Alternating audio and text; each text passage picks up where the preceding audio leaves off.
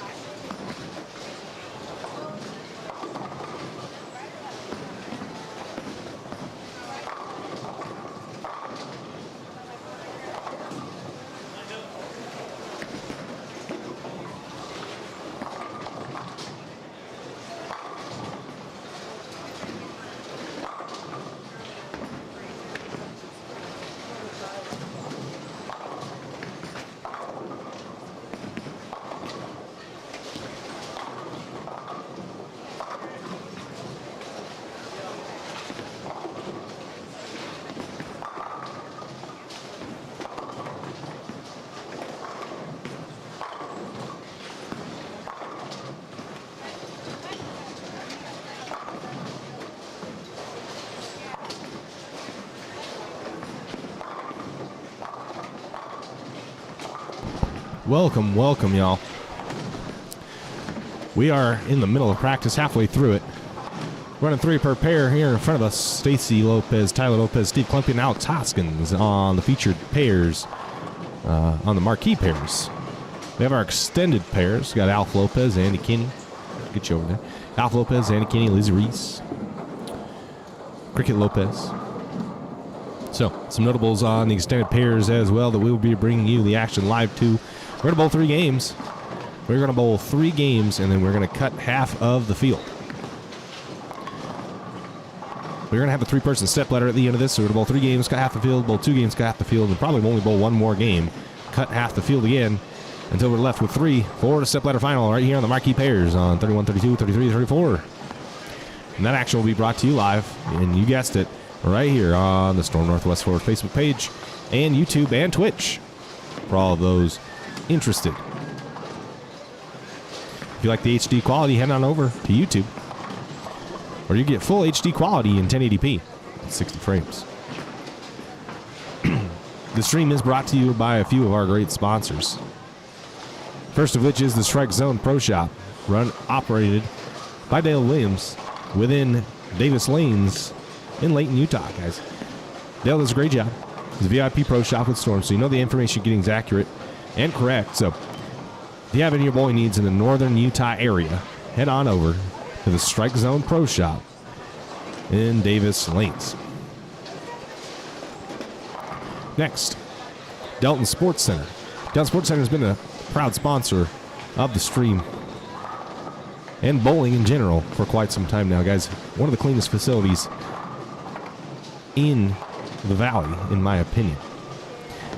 Trent, Zach, and Trevor do a really good job and take a lot of pride in their bowling center. If you have practice, leagues, tournaments, and open play, Delton Sports Center is the way to go. They really do a good job with helping us with USELAC Classics and various other tournaments. So, guys, please go ahead and support Delton Sports Center. Show them that their investment means something. And lastly, we got Bowler Solutions Pro Shop. Bowler Solutions, get the best and the latest equipment today at Bowling Solutions Pro Shop in Garden City, Idaho, located right here in Westie's Garden Lanes. We sell accessories, shoes, bags, equipment that will suit your bowling needs. Our store offers everything you'll need for your game and more. Learn the basics or enhance your bowling skills with bowling lessons and coaching from Scott and Samantha Archibald. Bowling Solutions Pro Shop opened in 2011, so when operated with Scott and Samantha Archibald in 2018, they purchased Pro-Am Sports and moved from Meridian Lanes to Westie Garden Lanes in Garden City, Idaho. They have two daughters who love bowling and helping the shop. Any chance they get, Scott developed his passion for bowling at an early age after receiving his first bowling ball for Christmas. He started bowling at a semi-professional level in 2003 on a PBA regional tour. He holds one PBA regional title, 4 Storm Northwest Tour titles, 2019 Bowling This Month overall champion. Great tournament there. 3 PBA 300 games, 9,300 games in league and competition, and 5,800 series. Scott is a proud regional staff member of the Storm Bowling and Vice. The sport and competition, his love for bowling and his competitive drive for the sport grew into the pro shop business. Scott has over 15 years of pro shop experience and knowledge. So, guys, if you have lessons, Scott's the man to go to. Scott and Samantha are both USBC certified bronze level coaches. They offer the latest technology and coaching to get your game to the next level. That's from Bowling Solutions Pro Shop. Guys, they do a really good job with content creation and bringing bowling into the mainstream media and bringing it into the modern age. So my hat is off to them, and thank you so much for supporting the stream. It really does go much farther than you would think. A few minutes left here in practice. That's a word from our sponsors. Just a few moments left here in practice, and then we will be bowling for score. Every single squad so far has had some sort of drama-filled action with people jumping each other to get into the cut in the last game. So pattern plays pretty hard. It's 1.84 to 1 with 8 2-2s. It's 41 feet and 30 mils here on a little bit of an older HPL, so the front part of the lane really wants to hook a lot, even in 30 mils, and they're pretty tight down lane. So with good bowlers, Hoskins, Clemkin, Alf, and a lot of good bowlers out. Clay Reese, Cam Foster, some top level talent on even the national level. With guys like this, it's going to be pretty stacked at the top, vying for position to get in the cut. So you guys are going to see a ton of great action right here on the page. So you're not going to want to leave, although the PBA Tour's on. But hey, the PBA Tour is going to be over here in not too long with their show.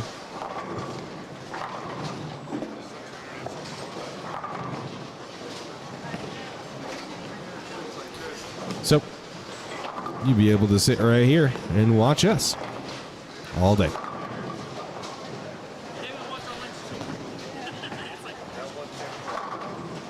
I'll be right back when we start scoring, which will be here momentarily.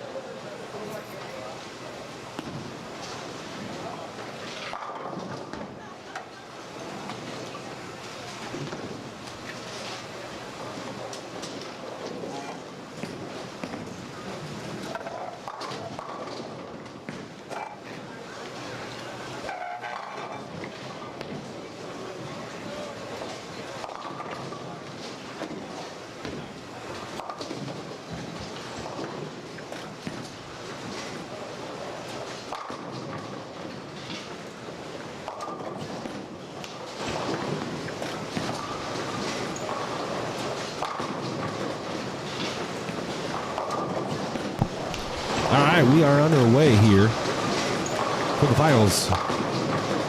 Scoring has now started. Alex Hoskins goes 10 back in frame number 1. All right, we are underway here for the finals. Scoring has now started. Alex Hoskins goes 10 back in frame number 1. All right, we are underway here.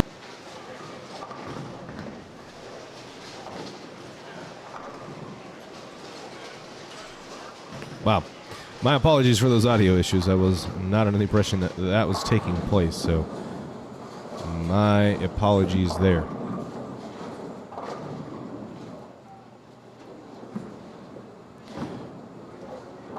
But yeah, we've got 4 great pairs with some great talent on them coming to you live in front of you. Right now we're on our extended pairs at the high end of the house. Lizzie Reese, Cricket, and Alf Lopez with Andy Kinney down here on the high end, and Steve Klemke, Alex Hoskins, and Tyler and Stacy Lopez right here in front of you as well.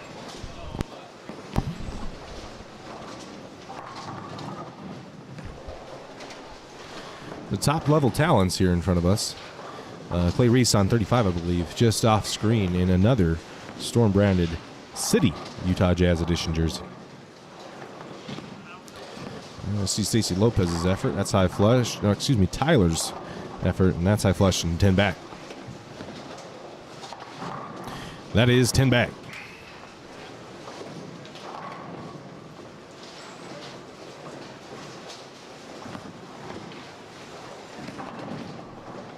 We're going to see Steve's effort here. We'll see Andy Kinney really quick. He just threw his shot. He's going to go Brooklyn and carry it out. Go back over here for another Tyler Lopez ball. Excuse me, that's Stacy this time. I'm going to keep getting those guys confused, so don't mind me because it's going to continue to happen. All right, Steve, lane 32. Steve never really got going super hot. Shot a little plus, which is pretty good, but looks like he's got a pretty good look. I think he has a decent look at the first game, but struggles when the front part blows up a little bit because it does force you pretty far left with a pretty big move because it's just difficult to keep the ball in front of you.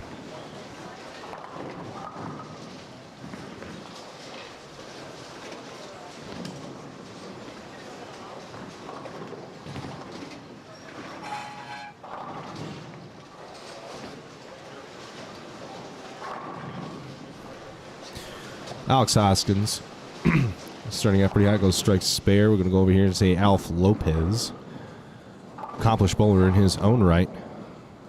All the high money bowling in Vegas. He's going to trip out 4-7-10 right there. It's a good break. Cricket in 37 cannot convict the 4-7. It's a good effort though. So transfer over here. Take a look at Alf's children, Stacy and Tyler, I believe. And we'll see Steve on 31, working on a double. And back. Sunday Steve is in full effect right now as he starts with a 3-bagger, looking really good. He's feeling it. Let's see where Alex is. You want to see how the lanes are playing in the scoring pace, just watch Alex Hoskins because the way he's bowling is going to give you a ton of insight into how the lanes are playing. That's a good ball right there. Yeah, he's using a pretty big ball. Looks like a pretty strong laid out axiom. Looks really good. He goes pretty straight. As you know, the scoring pace isn't super high, so he wants to just hit the head pin. And he's really good at it.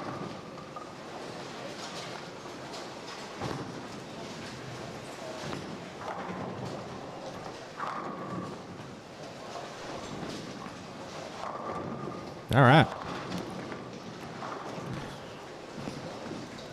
Guys, if you're new, if you're not aware, we're bowling 3 games. We're cutting half the field here. Still waiting on an official count as far as who's all in. I don't think we'll actually end up getting it until scoring, game 1 scoring has been updated. We'll bring that to you. You guys can also follow official scoring on tournamentbowl.com.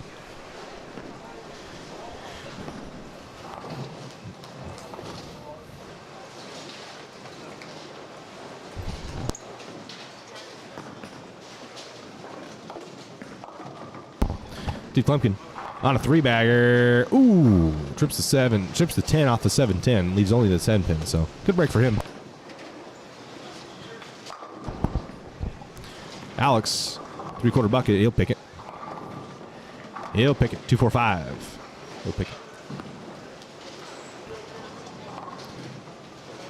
Tyler Lopez is going to pick the 1-2.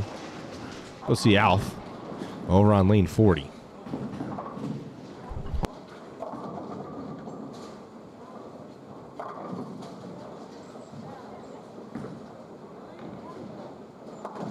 Steve, off camera, will pick his 7-pin, so he starts off 3-bagger spare. He's starting off pretty hot.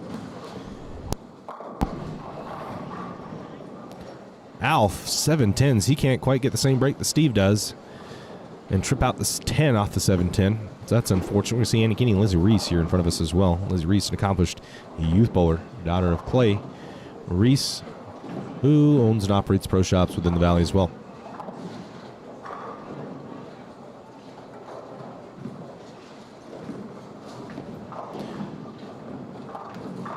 He's using, it looks like an idle. It's a really good ball, likes it. Flat 10. Alf on camera, see if it pecks. Oh, we almost had it. We almost had a pick 10 on the stream. Not quite, though. All right, go back over here.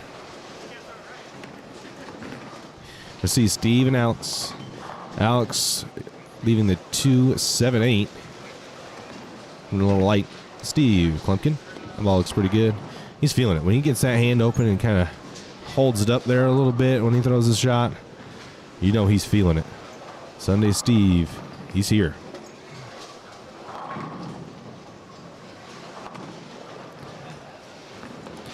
No, he's fiending. That's a really good spare by Alex. Very good spare by Mr. Hoskins. All right. Stacy Lopez in front of us here. It's a good ball. It's a good ball right there. High flush.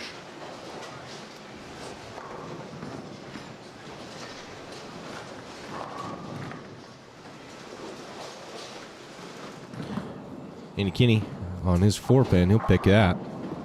No problem.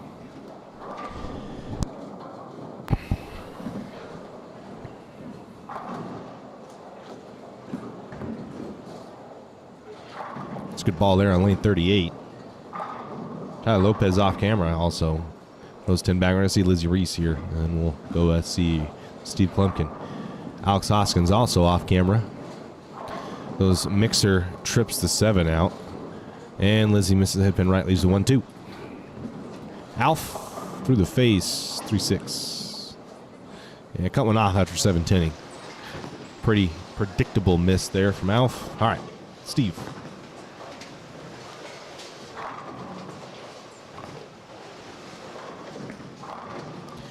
Steve, high flush. Oh, 8 pins. Wow, yeah, he doesn't like, he is not happy with that result. Giving the 8-pin a little stare down. You don't want to get stared down by Steve Klumpkin. Been there many a time. Andy Kinney off camera leaves the 7-10. Lizzie Reese misses the 1-2 right of the head pin, unfortunately.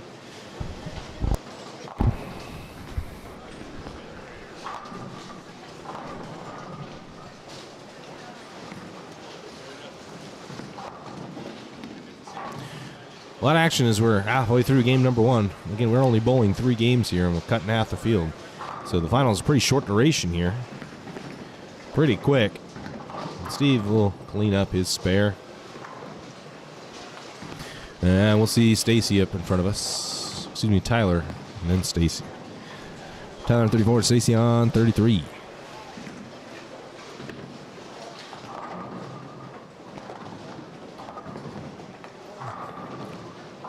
Through the face, 310 from Tyler. All right, let's see what Alex has got. He's grinding through this game a little bit.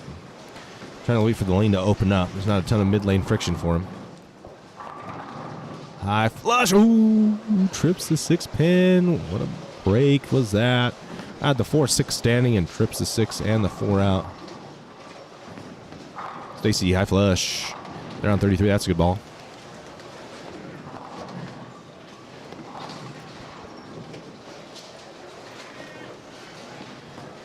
SK over on 31. Those 3-bagger spare strike 8-pin and wraps a 10-pin. Now, oh, Messenger. Messenger. Yes, sir. Bang.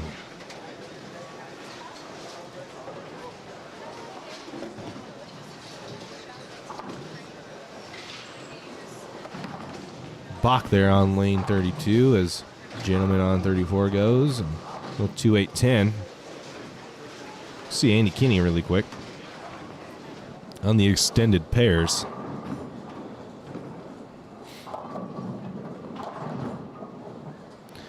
It's pretty good off his hand. Really clean. Wraps a 10-pin. Just coming around the head pin a little bit late. Not a bad ball, though. Lopez on 33. High flush. 9-pin. Rips a 4 off the 4-9. So good break there for him. That ball is pretty high.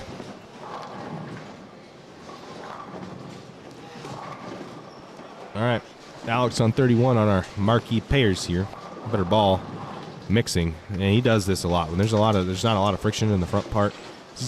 Typically plays a little bit deeper with his ball roll. He does this a lot with this axiom that's drilled really, really strong with a ton of surface. Gets it to go really straight and just mixes them out. Grinds through the first game and then scores a ton when they start to open up.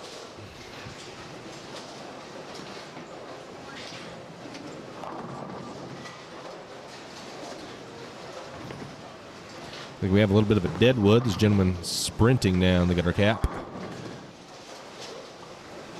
Thank you, sir. No PBA deadwoods here. We're official. Not like those rookies on the PBA tour.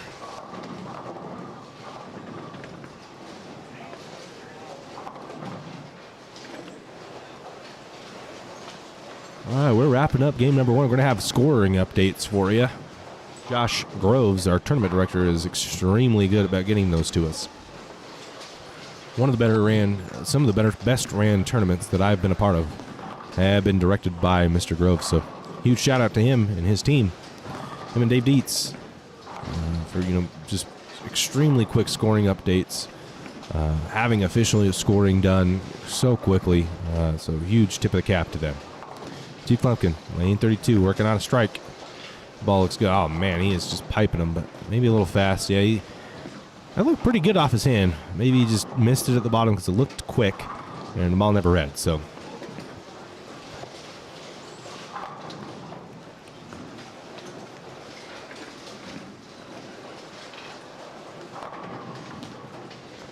let's head over to our extended pairs. As Alf Lopez goes 10 back on 40 that we just missed out of frame. We have Lizzie Reese in front of us. Not quite sure what her game is. Doesn't look like it's tremendous. A couple open frames there. Ball looks okay if it reads. No, she can't quite get it to read. 2-5. Yeah, what Steve does is he 2-8s and just tickles him. Tickles the 2-8. One of those 2-8s where you miss the 2-pin just enough. You don't hit it quite dead on where the ball deflects too much. So it hit more of the 8-pin than of the 2-pin. You still pick them. Wow, blower 7 for Stacy off camera. That was a really good ball. Let's see Lizzie's spare attempt. We'll see Andy Kinney in front of you for any Andy Kinney fans out there.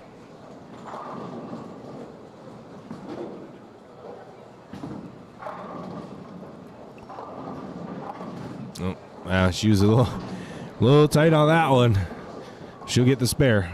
Take a look at Alex Hoskins, then we'll see Andy Kinney. The ball lock up, beautiful. Man. There's not a lot better than watching Alex bowl because, man, he just gets it right. He matches his game up to the ball he's throwing. Oh, wow. Yeah, he loves it. Andy Kinney on a doubles up going into the 10th frame with that strike. Gotta love that.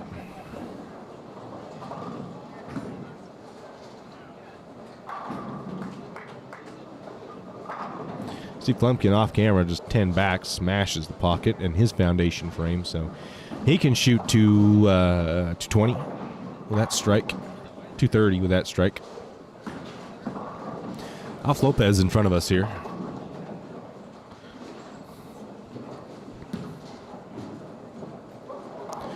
That's yelling at it to hook, and it doesn't quite make it. Leave in the 2-4-5.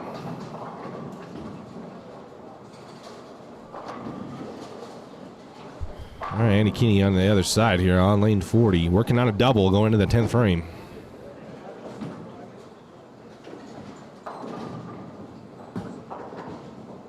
Pretty clean off his hand. That's 10 back. Yeah, he likes it. Andy Kinney's got a look. That ball looks really good. Hoskins off camera will 2-7-8-10. Wow, oof, that's scary. And Lizzie misses have been left 1-3-9. Alf chops the 2-4 off the 2-4-5. He's not happy about it. That's disappointing with an open in what looks to be the 10th frame, or that might have been the 9th. I'm not 100% sure. Looks like the 9th frame.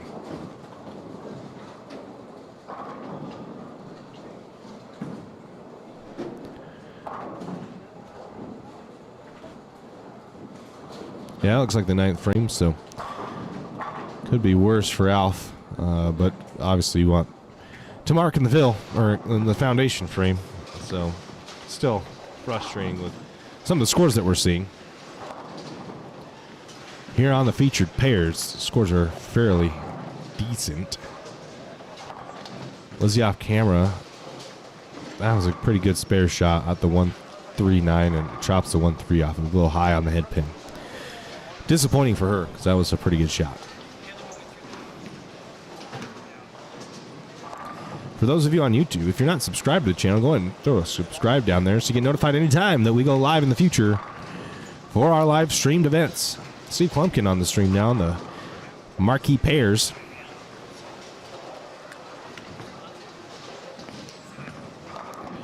Cuts it off a little bit. High flush draw. Ooh, he likes that.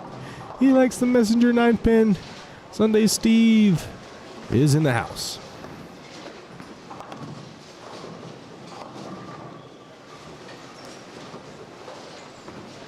Sunday Steve, man. Nothing like it.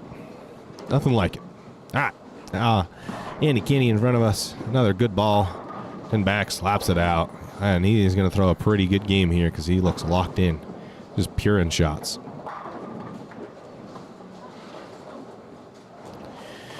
All right, Alf, again, doesn't strike in the 10th frame. Could really use a spare here and a good fill. He does get it. We'll go back over to SK. On 32. Let's cut that one off again. And another high flush strike. And he's got a little bit of room, doesn't he? Give Steve a little bit of room. And he's probably going to score a ton. Andy Kinney. 39. High flush. Good ball. Oh, boy. So he might try something here, looks like. Or he's just getting ready to move.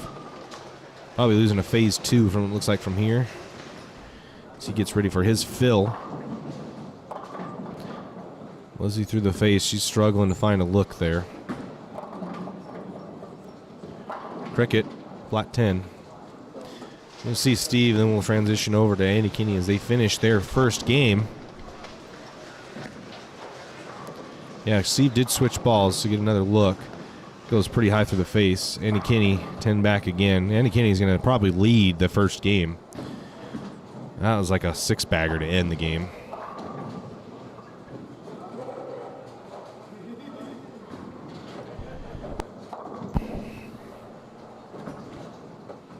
So we're done here on the marquee pairs. We'll keep you on the extended pairs. We'll give you a scoring update when we're done.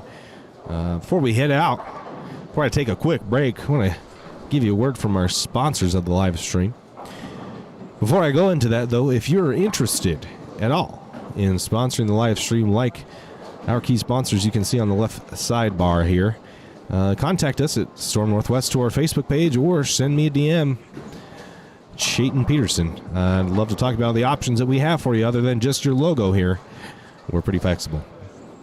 The Strike Zone Pro Shop, owned and operated by Dale Williams, within Davis Lanes in Layton, Utah, is a VIP Storm prop shop, so you're going to know the information you're getting from him is accurate and correct.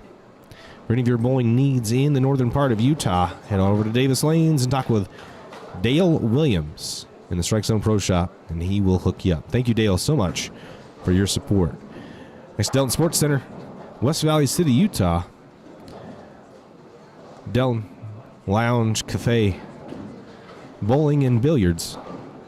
One of the cleanest centers that I personally go to, and it's great for practice. So if you need practice, leagues, open play, head on over to them. Also, huge thanks to them for hosting our monthly Use-A-Lot Classic tournaments and any other various tournaments that we have there. They do a tremendous job and are extremely accommodating for our tournaments. Lastly, Bowling Solutions Pro Shop. Scott Smith, Archibald, huge shout out to them for sponsoring our live streams. Without them, this simply would not be possible. And they are doing a tremendous job in bringing bowling into the modern age with the content creation that they do. I hugely appreciate what they do for bowling and the content that they actually create. Bowling Solutions Pro Shop. Get the best and latest bowling equipment today at Bowling Solutions Pro Shop in Garden City, Idaho. We sell accessories, shoes, bags, equipment that fit all your bowling needs. Our store offers everything you'll need for your game and more. Learn the basics or enhance your bowling skills with bowling lessons from Scott and Samantha. Scott does have a regional tour title, so you know what you're getting from him is accurate. A very good bowler in his own right.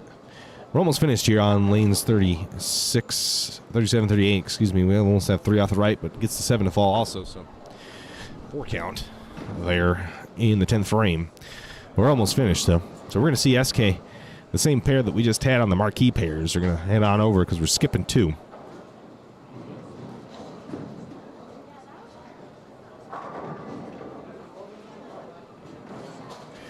So, in front of us, I'm seeing that we're going to have Nick Bergaro. Looks like Zach Trevino. So a couple more notables coming at you in the featured pairs. I'll be right back. Take a quick break. Thank you, guys.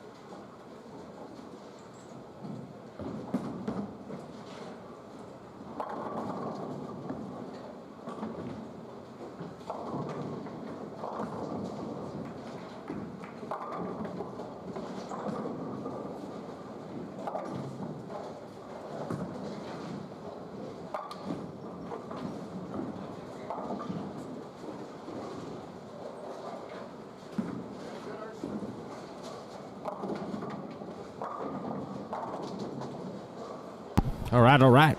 Game 2 starting now. In front of us, Nick Bergaro, Zach Trevino, KT Simpson, and David Woods in front of us. So quite a couple newer gray bowlers in front of us. As we have the same pair that was on our marquee pairs on the extended pairs. Steve can pick his spare. We'll head on over and we'll watch on the marquee pairs David Woods, Zach Trevino, Nick Bergaro, and PWBA bowler KT Simpson. I know there was a question in the chat when KT Simpson would bowl. She is right now.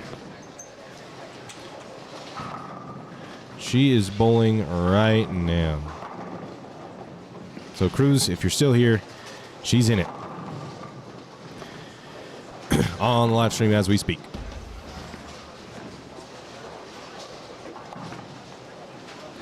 No scoring updates quite yet. I believe Josh Groves is going to go and is collecting those now. Should have him here momentarily. Go ahead and see Steve Klumpkin in front of us here on 37. Then the extended pairs. Steve, wrap 10 pin. Don't look like they quite hook as much up here as they did down there. I'm not 100% sure. I haven't been overly paying attention.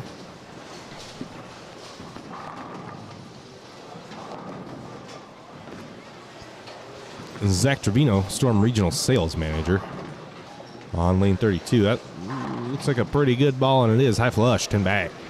Nick Bergaro, lane 34. Likes it, trying to walk it out, and 2 10s. Couldn't quite get the messenger to take the 10 out, and he splits. So, see KT Simpson's effort here in her second frame, working on a strike.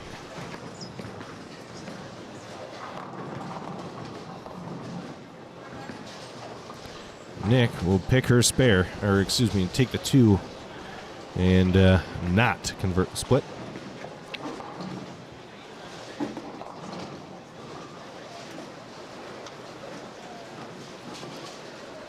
All right, KT in front of you on 33.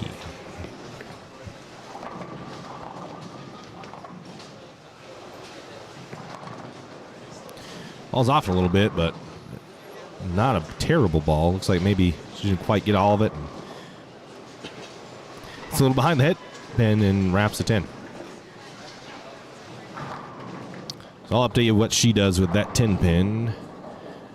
As we see Alex leaving an 8, and Steve Klumpkin's effort in his third frame. Steve going 9 spare, 9 spare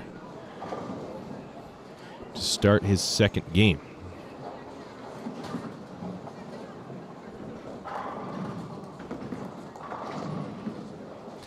KT did clean up her 10 pins. Steve did go 10 back, so good ball for him.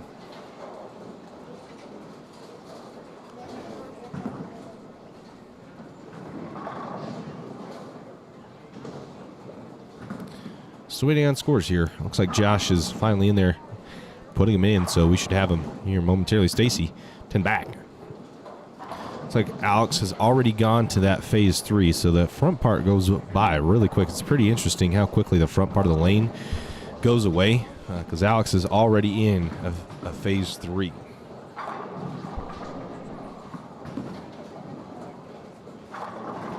Slaps a 10 out. That's a good ball from Mr. Hoskins. We'll go over to Nick Bergaro here on the featured pairs. He does not like that ball, and for good reason. Trips the 10 out, so makes it spareable, but not a tremendous ball from him.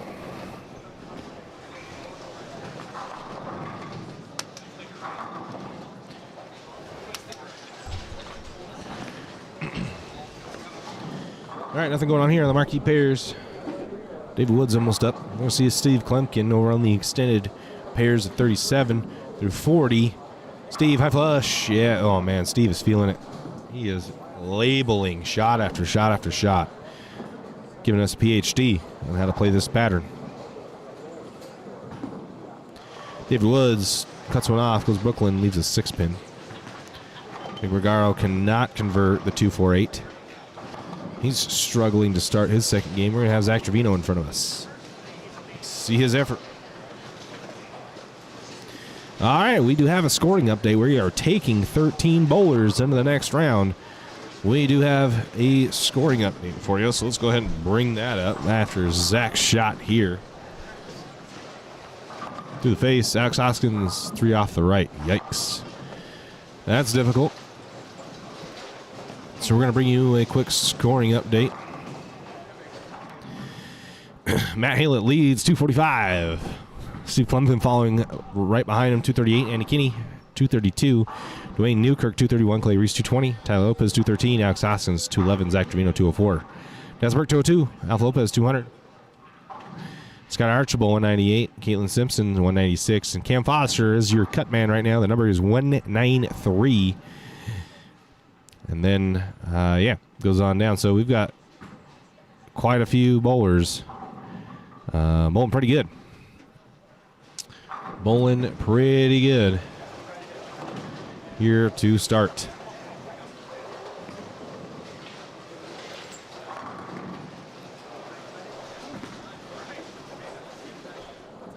Steve feeling it. Currently in second place. I thought Andy Kinney must have had a really rough start the first game. It was 6-bagger and only shoot 230. So, ooh, Steve, lucky break there, tripping the 9-pin off the 4-9.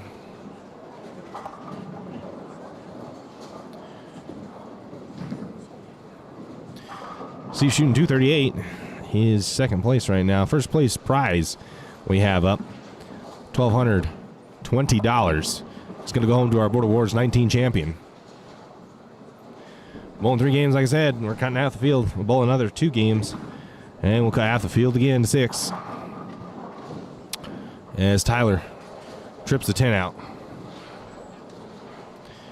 And Steve at his 4-pin will miss it. Wow, I almost said that he's pretty much automatic from there, and he goes ahead and whiffs the 4. Disappointing for him, I'm sure. So we'll move over here, see David Woods and KT Simpson's efforts on the marquee pairs. David Woods is going to go crossover and carry it out.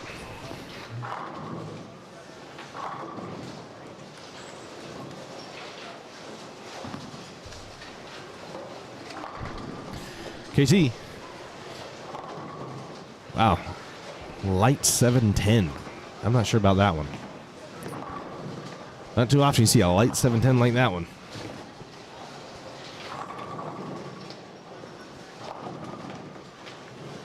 All right, Zach Trevino over on lane 31. High flush, blower 7. Off camera, Steve Klumpkin just switched out another strike on 37 after missing 4 pins. That's a good bounce back. We're going to keep the stream on at 710. So I want to get a 710 on the stream for y'all. Will not get it here, though. Will not get it here. See Nick Bergaro's effort right after KT Simpson's. Looks like Shmi might have been throwing an axiom. Not quite finishing, though, for her.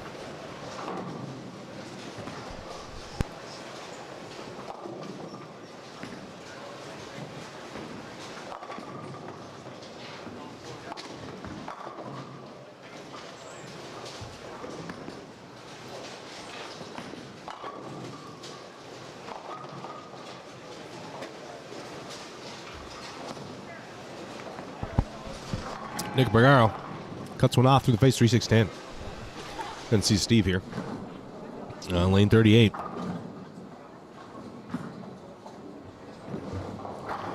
Ooh, wrap 10. Wow. That was a good ball to re-wrapping 10 on for Steve. Tyler picks his spare, and we'll see Stacy Lopez on 39. Missed the 3-6-9-10 for Nick Bergaro off camera. He does not convert it. David Woods mixing off camera and carries it all. Steve missing a 4-pin not too long ago will convert the 10. And KT off camera also misses the head pin right, leaves the 1-2-4. Good spare there by Stacy on the 3-6-9. Excuse me. We'll head on back. There's a gutter ball there on lane 37. Looks like they might be a little bit tighter. Looks like they may just be a little bit tighter. Alex swishing 2-pin for the marquee pairs.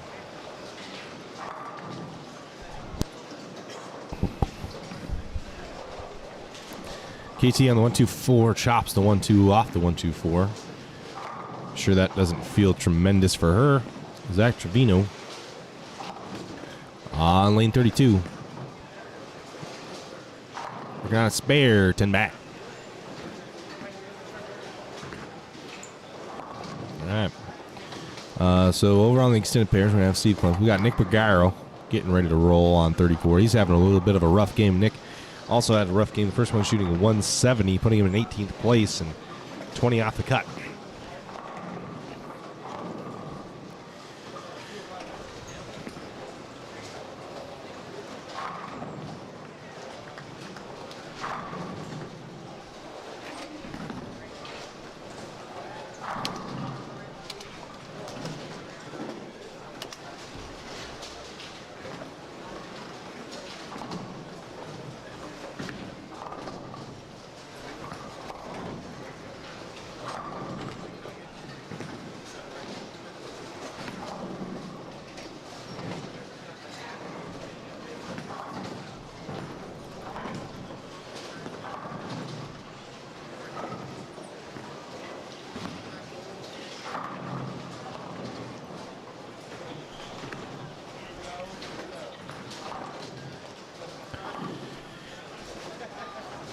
All right, Zach Trevino here on lane 31. We'll see his effort.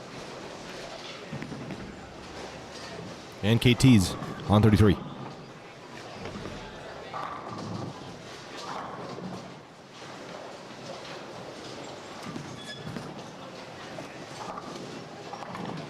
Zach goes 3 off the right. Yeah, it's pretty easy. There's a really fine line where you're either high flush or you're 3 off the right, and there's not a ton in between. There's maybe like 3 boards of difference there.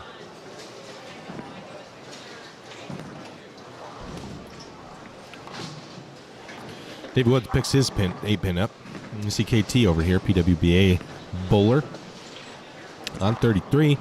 Switching over to a proton physics. I like that move. The Axiom just wasn't moving enough down lane. So with Axiom, go up to the same cover, stronger core, and the ball motions. And it looked pretty good. I like that. I was just thinking that when she pulled that off the rack. See Klemkin, high flush, lane 38 on the extended pairs. Zach Trevino off camera will go cut his spare ball off and leave only the 3-pin. Will open. Nibrigaro off camera also a box at the line. Didn't like the fit. Playing with his hand a little bit. So Alex Hoskins using that phase 3. Cuts that off a little bit. High flush. Well, he's got a little bit of room with that ball, doesn't he? A little bit of room left with that ball. Let's go over here and see what Nick Bergaro's got for us.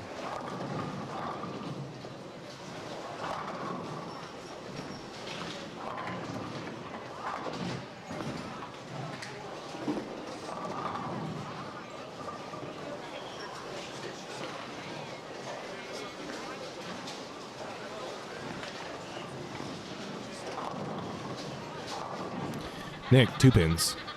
Not too happy with that shot. David Woods to the face. 4-6. Trips the 7-10 off the big 4. Leaves only the 4-6. So, head on over here. Alex Hoskins is left with a split. Goes strike in his first ball of the 10th split. And he will not convert. We'll shoot 160. Alex only 160, struggling here on the extended pairs.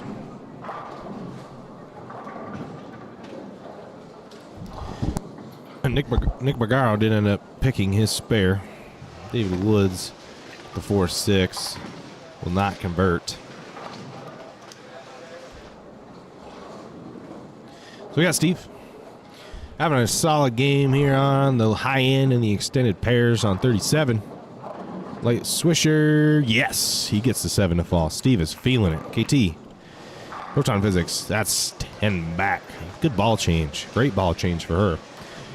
She's going to turn to a game that maybe would have been in the 150-60 range and could probably shoot 2-teen out of it.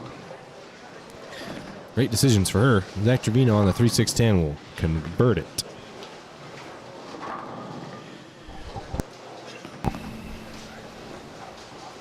lot of scoring updates for game 2. We're cutting half the field, in case you didn't know. After this game, after the next game, bowling 3, cutting half the field.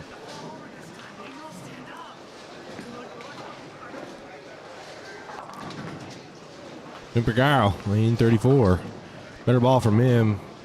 He does not have the right ball in his hand. I'm not sure what's going on because that ball looked pretty good and it's not shaping enough down lane to go through the face. If he cuts it off even a little bit, it's through the face. And that's a 2-7-10.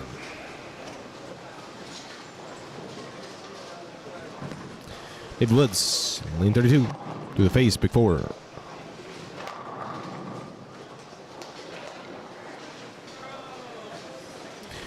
We're finished with game number 2 over on the extended pairs. In front of us here, we're about 3/4 of the way though, so we're taking a little bit longer here. So we've got 4 to pair though on one of these pairs. 33, 34. Won both 5 games. Oh, that's a good spare conversion right there by Nick Bergaro, 34. David Quinn Woods, come on, give us a big 4 pick. Not quite.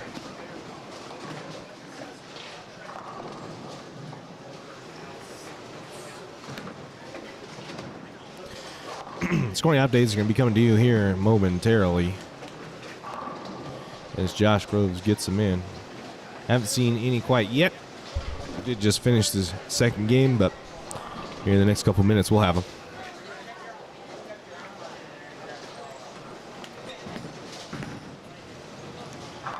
That Torino high flush. Zach can shoot 204. The punch out in the 10th.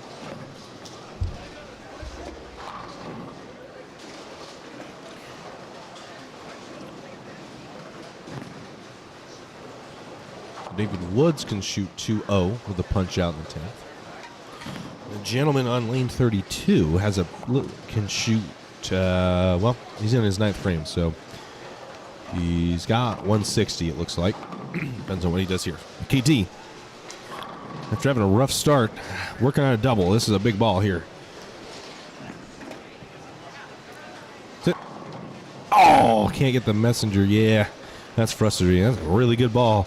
Messenger screams across the 9-pin right in front of it.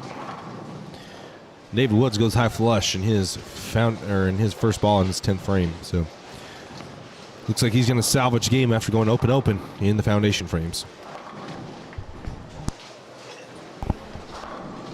All right. Needs a spare here. KT can't really afford an open. And she will.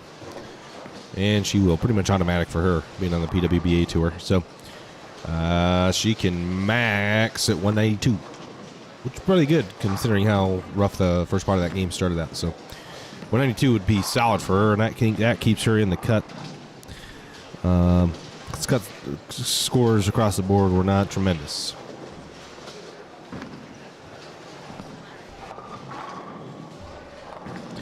David Woods on his second ball in the 10th will miss the head pin right and 1-8. He will 1-8.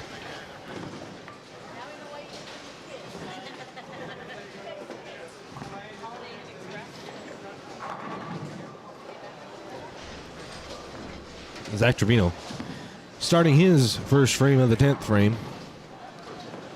Well, half 10 there on lane 30. That was a nice break.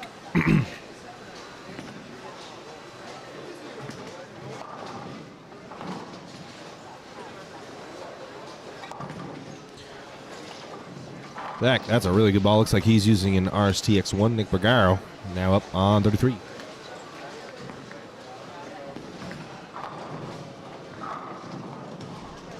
Looks like he got out of that one a little cleaner. Ball shapes right and slaps the 10 out. KT over on lane 34.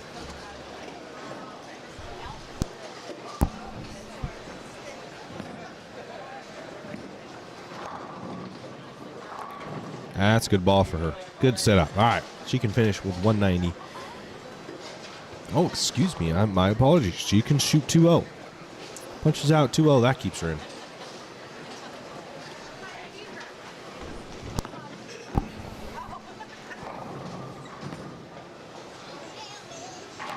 That flush. Zach Trevino, 832. That ball's looking pretty good going to the pins. He'll probably shoot 2-0 here, barring a disaster in the fill, which he did have last night in the fill ball in the doubles tournament with a 1 count on the fill, taking only the 10 off the rack on a double. I'm telling you, I do not think the ball he has in his hands is right, because that ball is not far off from the one he just threw, and that is a 2-4-10.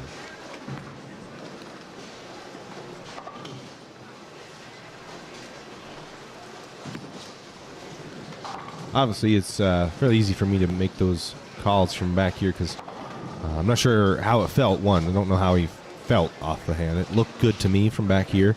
Directionally looked good. I don't know how he felt about it, but hey, sometimes it's hard when you're up on the line to give it an accurate assessment of, you know, how good or bad your ball was.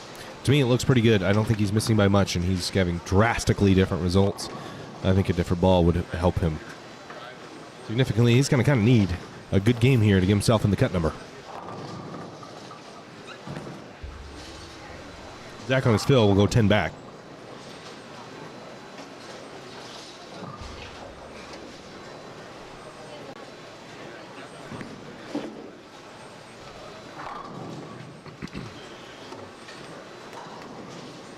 The 204, solid game for Mr. Trevino there.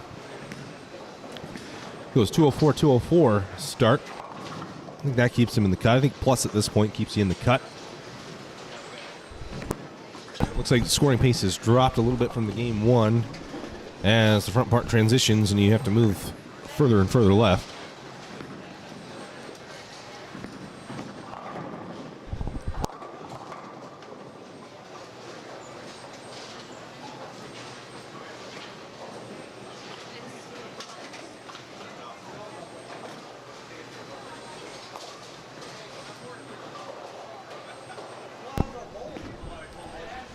All right, David Woods shoots 197. That Trevino 204. KT is going to be up here in just a moment. 210 there on 33. So we're going to see KT's finish here. Looks like Nick Bergaro shoots 150. So he's going to need a huge game in game 3 to get him anywhere close. KT has an opportunity here to solidify herself. She is on the bubble at 196, just 3 pins ahead of the cut, 4 ahead of the next person.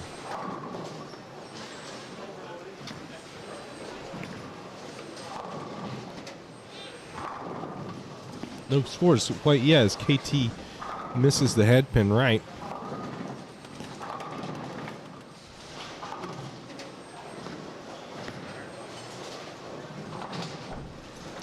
She leaves a 2-5-8. Interesting leave there. As we await scores on the previous game. Looks like we're starting just about everywhere. Oh, that's a good spare. Wow, that was skinny, and she needs it. She needs the pin she can get. So she can shoot 182 with a strike here. As Lizzie restarts her third game over on 31.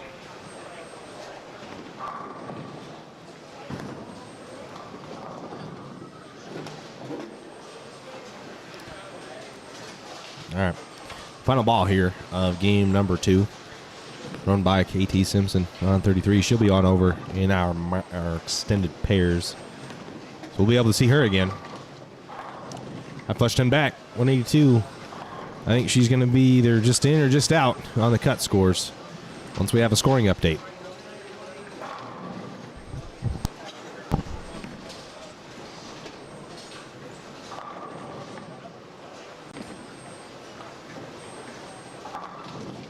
We'll head on over to our extended pairs. Ryan Connor, he's on the bubble. Going 10 back. Ooh, slaps the 7 and the 10 out. They fall at the exact same time. He was on the bubble in game 1. Not sure what he shot game 2, so we'll see here in just a moment.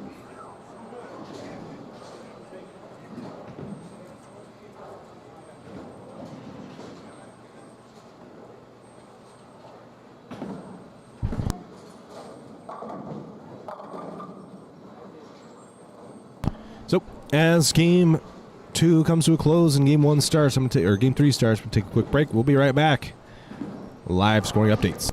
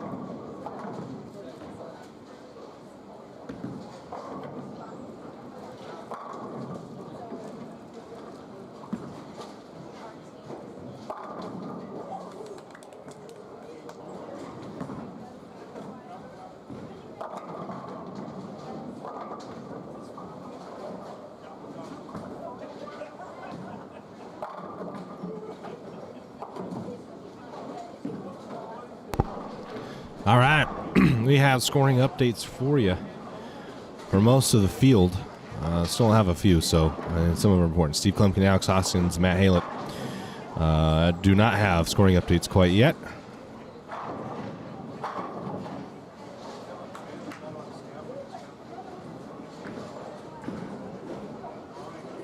So once we get those, I'll update you on what the number is, because the number is going to change once we have their scores in.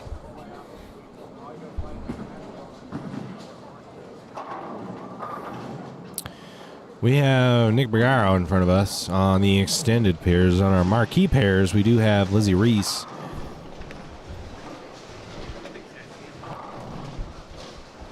And Andy Kinney is in front of us here.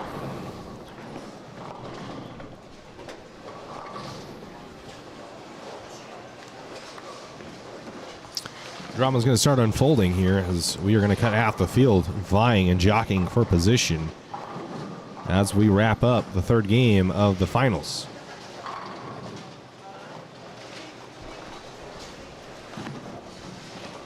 All right, we do now at this point do have a scoring update. In front of us we have Andy Kinney, Alf Lopez, Lizzie Reese, Cricket Lopez. Let's see where we're at. Okay, so Andy Kinney leads the tournament, 470. Steve Klumpkin, second place, 453. We go through our top 13. Dwayne Newkirk, 441. Tyler Lopez, 439. Dallas Burke, 425. Clay Reese, 424. Matt Hale at 410. Zach Trevino, 408. Alex Hoskins, 403. He shot 192 last game. My apologies. Alf Lopez, shooting 199, is 399. Ryan Connor, 394. Scott Shimming, who's in front of us right now, 381. And Scott Archibald, 379. He's off just to the left here, so we'll give you updates because he's on the bubble. And KT Simpson shooting 182, drops her out. She is one pin back. She is one pin back with 376. Lance Filstad is 4 pins back. Sam Warrensberger is 11 pins back. And Cameron Foster, after shooting 170, is 16 pins back. Then after that, kind of drops off up to the 30s and 60s range. So, Cam Foster, I'd say, is one of the last people that'll get in if he can throw a big game here.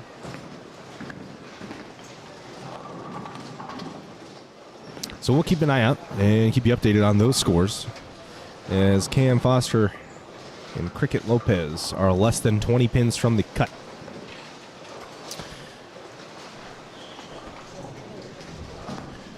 Alf is in 10th, so he's close. Andy Kinney's safe.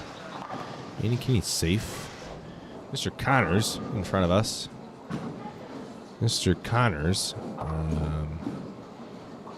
Ryan Connor, yeah, he's in 11th, so he's not too far ahead. But he's throwing some good shots right now. I think he's going to be in because he's halfway through this third game with a spare 5-bagger. KT Simpsons needs a big game, so we're going to keep on an eye on her because she's the next person out right now, as I had predicted. Cricket in front of us, also on the marquee pairs. He can make it in. He'll be the last one, in my opinion, that can make it in.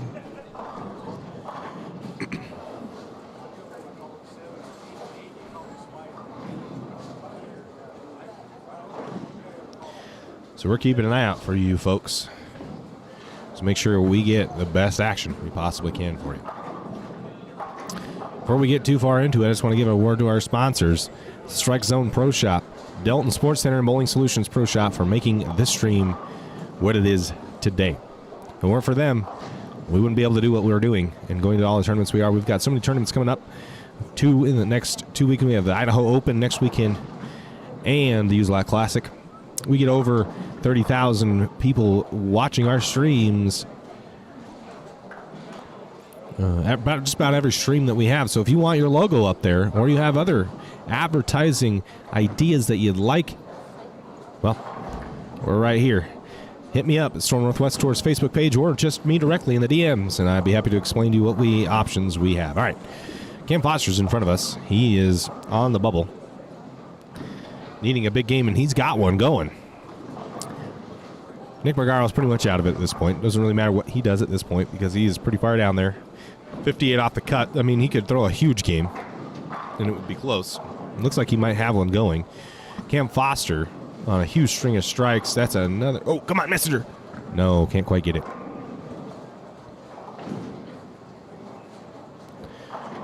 Yeah, he had a 5-bagger there. KT Simpson in front of us. First person out.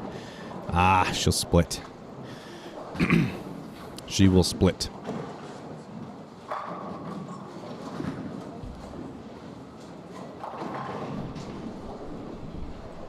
So in front of us, I have Alf Lopez, who's in the good for the most part. Cricket, who's probably the last person that could potentially make it. I'm not sure if he will with the game that he's bowling.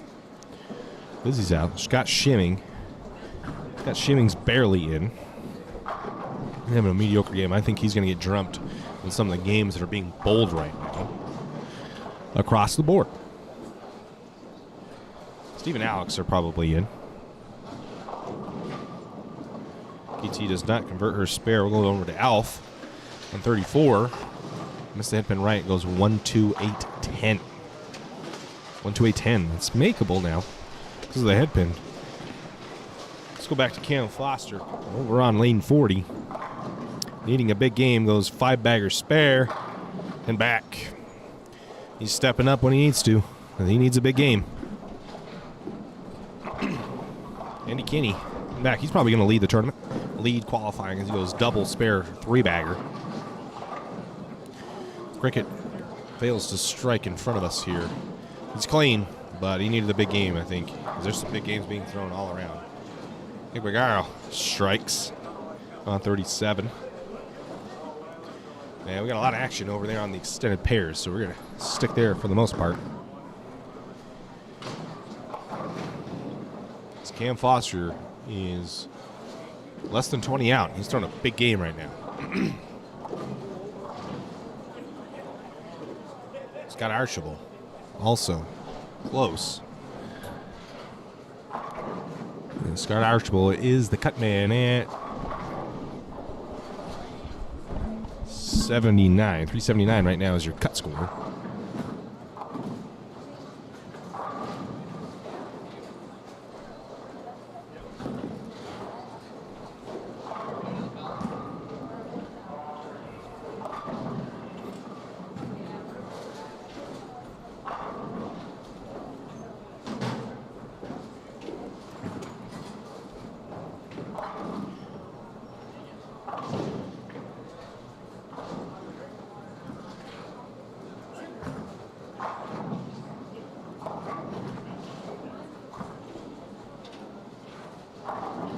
Cam Foster. Ooh, that's a good shot.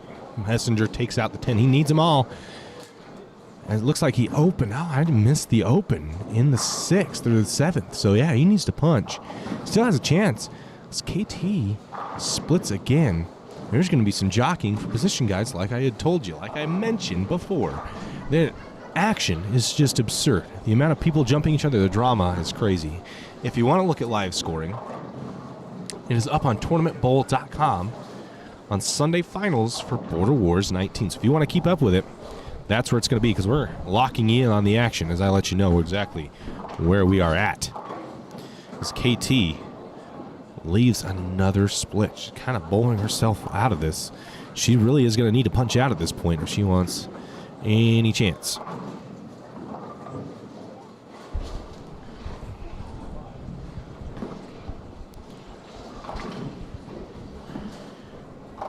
Got Shimming in front of us. Not having a good game. Looks like he might be bowling himself out of the cut. About like 3 or 4 people that are just kind of bowling themselves out of the cut right now.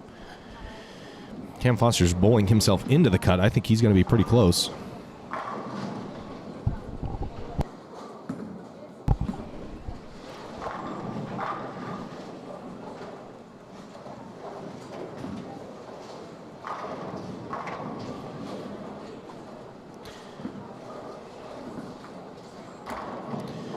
Vergara over there, he's going to split. That's going to end his bid. He needed a really big game. I don't think it's going to be quite big enough to make it in.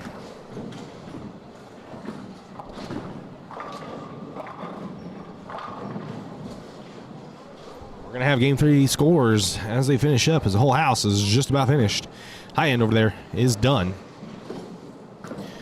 But Alex and Steve are safely in the cut number. Clay Reese will leave a 7-pin. It looks like he's well into it, though. Alf in front of us, bowling a mediocre game. He can max 220.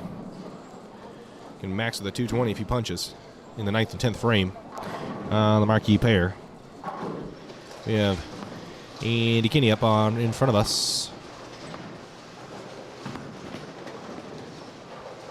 Andy having a pretty solid game. He has nothing to worry about other than just the lead.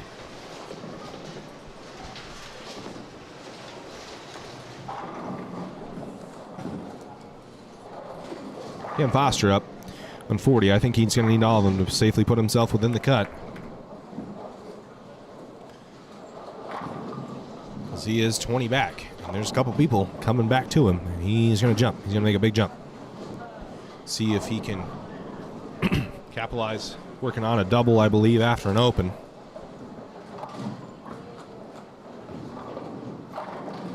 Messenger takes out the 10-pin off the 7-10. Let's see where I'm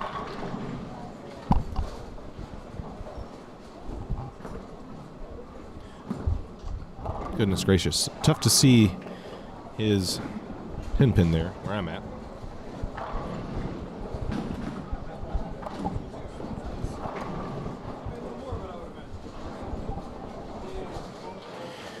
But that was his fill. He shoots 250?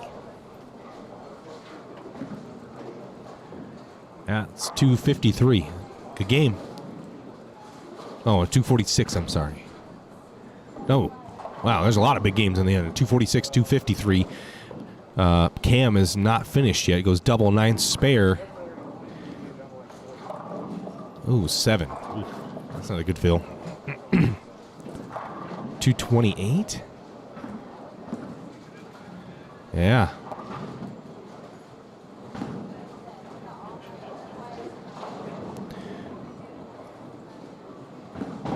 Yep, 228. That's a solid game, but I don't know if it's going to get him into the cut. Not quite sure if that will get him in. But there's quite a few bowlers that are kind of starting to bowl themselves out, coming back to him. Steve Klemkin finishes 224, shoots 670. That'll probably put him in. Tyler Lopez shoots 196 to shoot 635. He's probably in. Alex Hoskins shoots 190 to shoot 593. That's going to be in the lower end, but I think it's in. It's going to be close, though, for Alex. Matt Haley shoots 180 or 166 to shoot 526. I think he might have. That is going to be. I think a couple out. Stacey Lopez, 526. I think that's out. Randy Freeman, he's out. KT.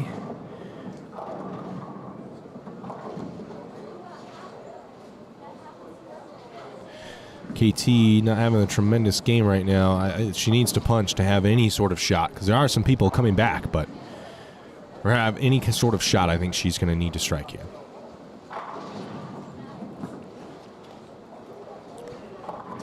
She can't. That's 3, 6, 9, 10.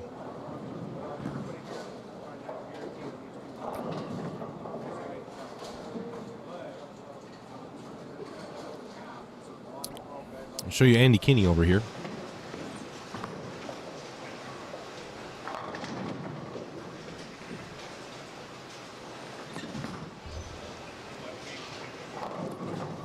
Cam Foster ends up with 583. I think that's going to be on the bubble.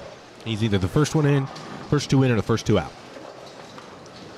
AT does convert the 3-6-10 off camera, so that's a good spare for her. Andy Kinney has nothing to worry about. Scott Shimming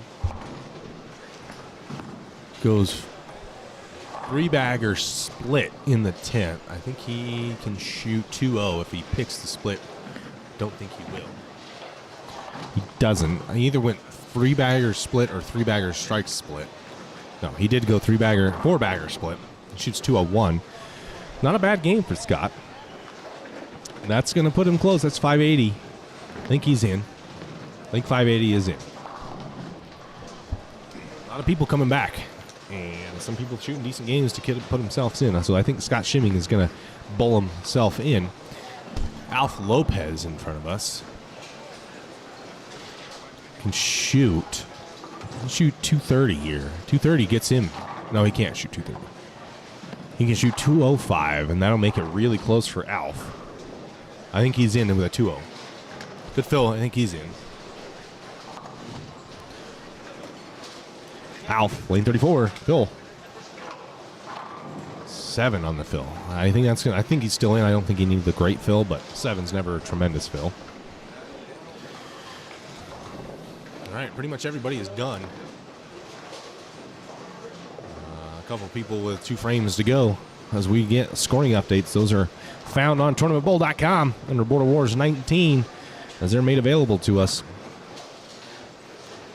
Alsberg shot 240 the last game. She go to 671. Ryan Connor 253 for 647. So Connor's in. Yeah, I think 580 is going to be close. I think 580 is going to be very, very close. And Cam Foster and Scott Shimming are 583, 582. So that could be the line.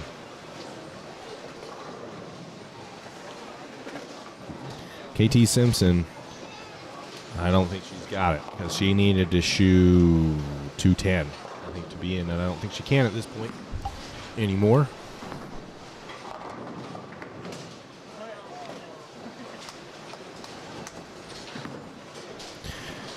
Left another washout. She does not convert. Off screen. So bring you back here to KT. She's 107 in the 8th. She cannot shoot 2-0. Best she can shoot is 160, so I think that is out.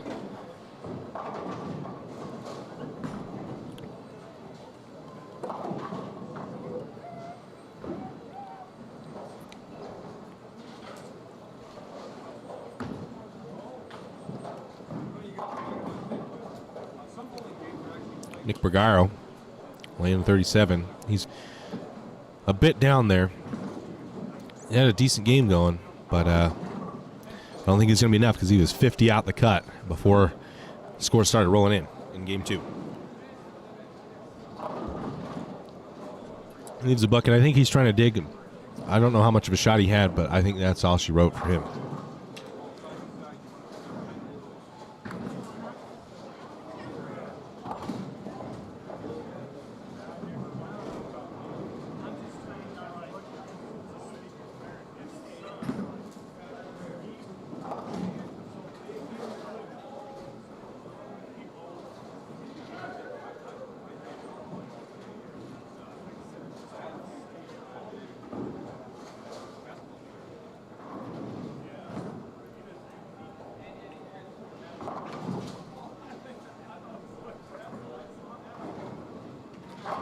Just picked the spare.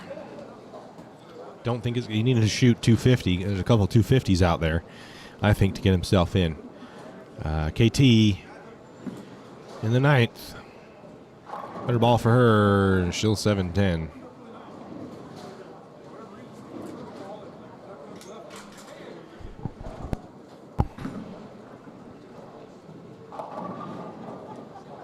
A lot of guys just about finished. Haven't quite gotten their scores yet, and they haven't quite finished, but there's a couple guys that have not gotten scores that are in. Andy Kinney being one of those, I believe, is going to be your squad leader. He's going to shoot close to 700.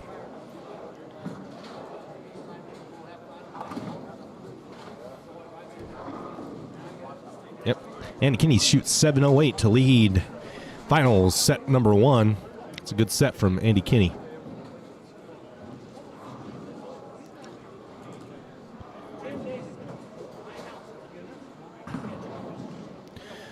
Nick Bergaro working on a spare to finish. I don't think anybody in the stream at this point has a shot.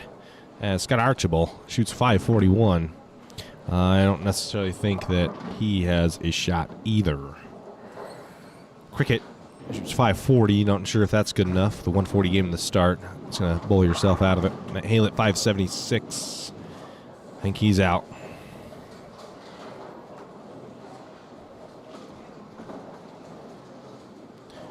Scores keep coming in. Scores keep coming in. We've got a few pairs that aren't quite finished yet. We're going to keep you locked on the action.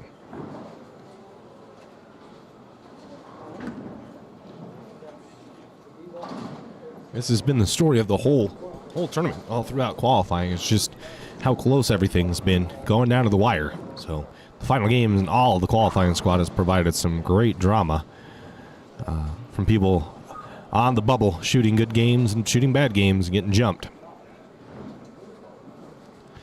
It was a good shot by Nick Bagaro, lane 38. He doubles in the 10th. He's going to have a solid game, probably 220, 230. But not quite sure if it's going to be enough. Another good ball there. Slaps the 10 out with the messenger. And shoots 223.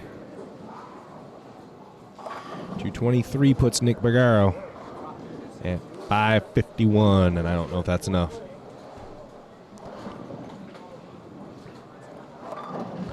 544, excuse me. 544 for Nick Bagaro. I don't think that's enough, though.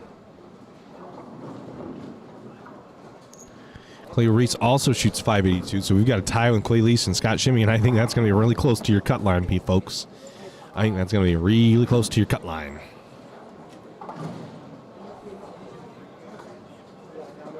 We could be having a roll-off right here on the live stream for the next round.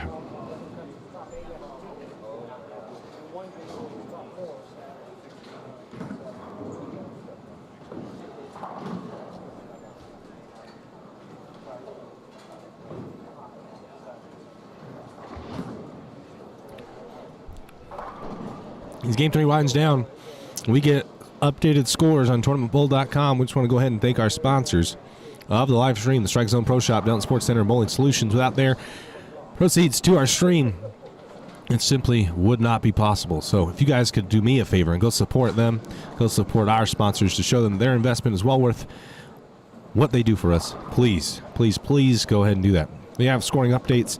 Matt Hale at 576 is in. We don't have scores from KT and Sam Warrensberger, and neither of them are in contention, so I think your cut score is going to be 576. Nick Bagaro is going to miss it by about 32, so a pretty big jump fall off from 13th to 14th.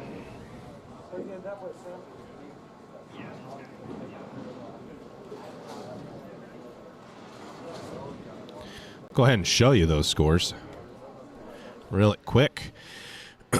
So, in the list right now, because we've got scores from everybody, we have a cut. Scott Shimming is your cut man at 582. 582 is a winner.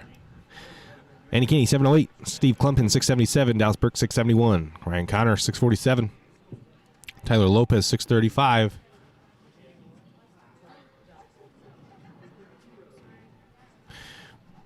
Tyler Lopez, 635. Alf Lopez, 601. Dwayne Newkirk, 600. Zach Trevino, 599. Alex Hoskins, 593. Sam Warrensberger, 591. Cam Foster, 583. Clay Reese, 582. And Scott Shimming, 582. Looks like Matt Halett misses the cut by 6 pins, finishing his third game with a 166, going 240, 160, 160.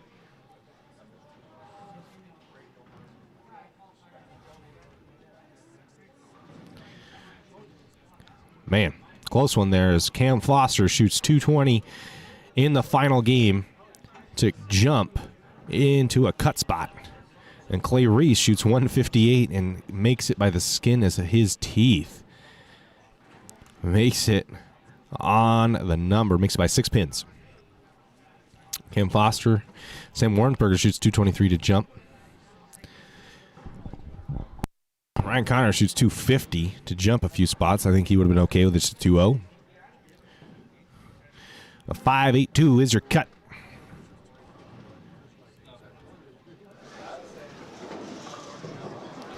$582 is your cut.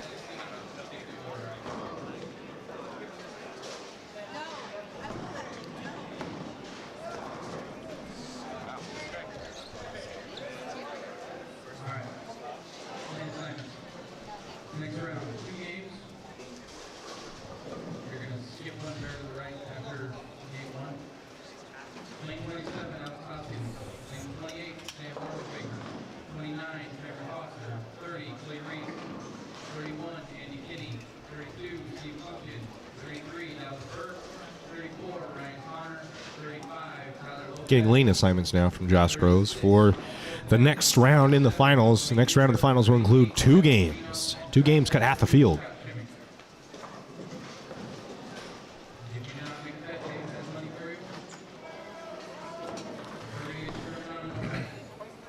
All right, already some exciting action there to top off the last game of finals round 1. We're about to start finals round 2. We're bowling 2 games, and we're cutting half the field. Then we'll bowl 1 game, cut half the field, and roll on to Stepladder. That'll be brought to you live here on the Marquee Pairs, 31, 32, 33, 34, for the Stepladder finals. Brought to you by Strike Zone Pro Shop, Dayton Sports Center, and Bowling Solutions Pro Shop, sponsors of our live stream.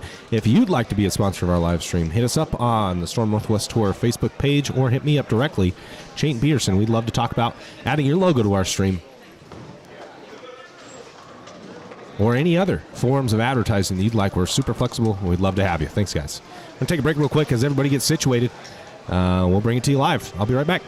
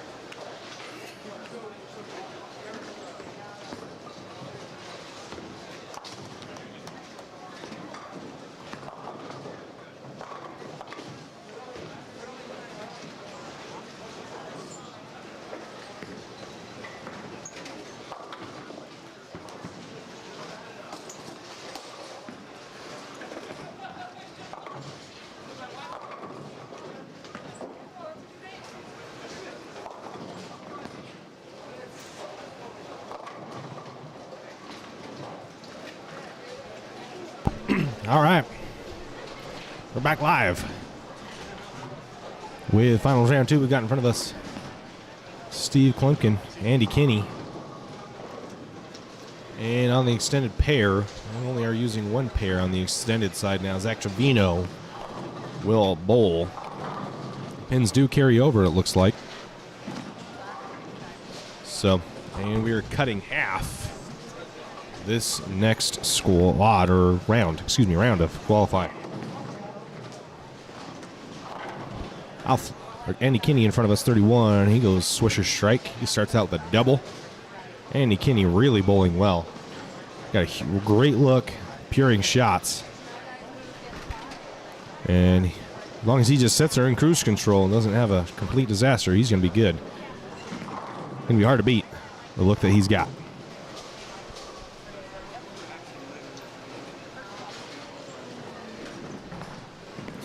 Steve Klumpkin in front of us here. That's a good shot there on lane 33. We have Steve Klumpkin here in front of us on 32 in the Marquee Pairs. Working on a spare to start. We're bowling 2 games. We're cutting half the field.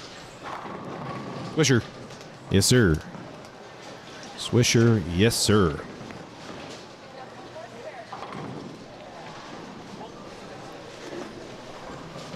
So a lot of people stacked at the bottom of the leaderboard, jockeying for position. It's going to be tough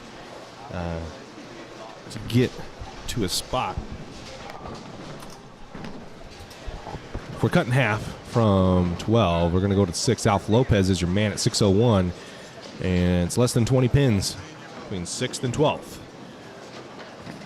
And that includes Alf Lopez, Dwayne Newkirk, Zach Trevino, Alex Austin, Sam Wernberger, Cam Foster, Clay Reese, Scott Shimmy. So a lot of good bowlers in that bracket to try to make it. So a couple frames in, Andy Kinney starts off with a double. Steve Klumpkin goes 9 spare double. So there's a lot of guys with really good looks that are going to be hard to beat with significant leads. Andy Kinney's got a 30-pin lead over Steve Klumpkin, who then has a 6-pin lead over Dallas Burke, who else has another 30-pin lead over Dallas Burke. So next to me, Ryan Connor. So pretty large leads there at the very top, but it's jam-packed down at the bottom. So there's going to be a lot of jumping going on, especially with only 2 games to go. And everybody's stacked really, really close to each other.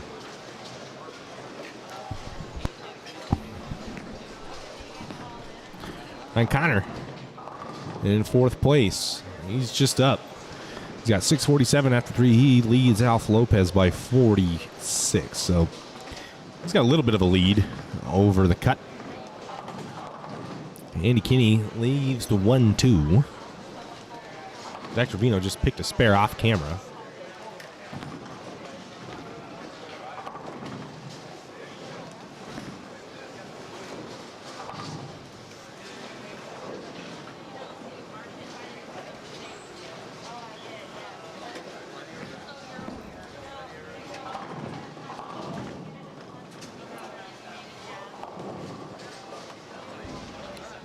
So Andy Kinney starts double, 8 spare, and he'll be up here on lane 31. I'm going to try to get confirmation on who we are taking moving forward, but we don't quite have it. I think it's going to be 6. We had a tie for 12. And we were taking 13.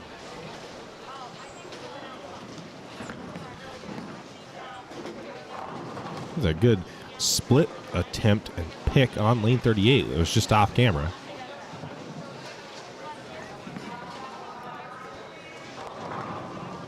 Alf Lopez, you saw on 36, going to wrap a 10-pin.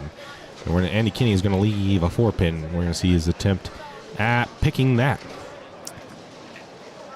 I'll be right back, guys. I'm going to take a quick break, adjust some cameras really quick since we are moving on over. And I'll be right back. Thanks, guys.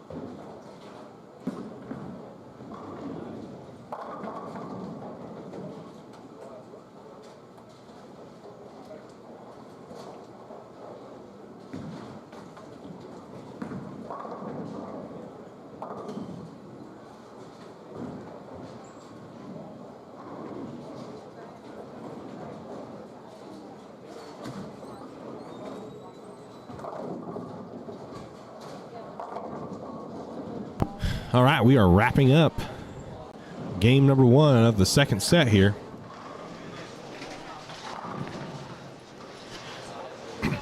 Steve Plumpkin going ahead and make a good spare in front of us. He goes spare for 4 baggers spare, so he's got a good look. Andy Kenny struggled a little bit after going double and shooting 700, if you want to call a clean game a struggle, relative to what he's been doing. He's still bowling pretty good. So we got Zach Trevino on the other side here, and Alf Lopez. This is where we're going to have our round of 6 is on the extended pairs, and then we'll bring you over. And Trevino's going to go Brooklyn and carry it.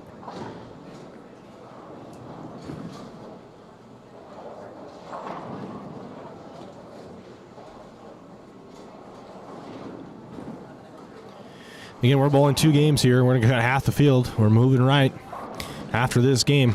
And we're just about a little over halfway through it. Ryan Connor off camera, going to light swisher, carries it out. He's got a 3-bagger. Tyler Lopez. Light and 5 pins in the pocket. It's got Shimmy, your cut man, in front of us here.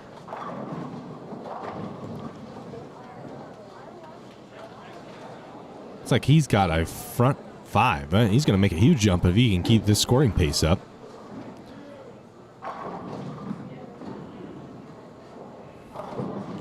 Switcher 2-8. Good run, though. Solid game going. Got to be happy with that. Andy Kenny stepping up here in his 8th frame on lane 31.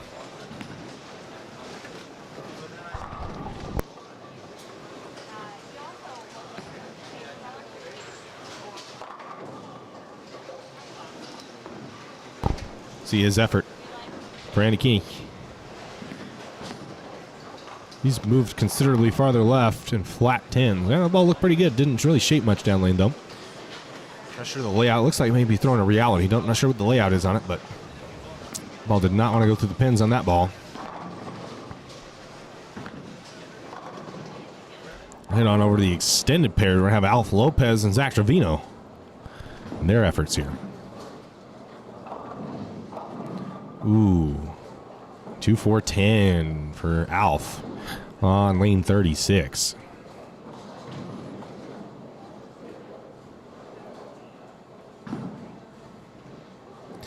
Off camera, Andy Kenny did pick his spare. Zach Trevino, high flush, 10 back. He's working on a 3-bagger now. Alf will take the 4 off the 2-4-10. We'll go and we'll watch Steve Plumpkin.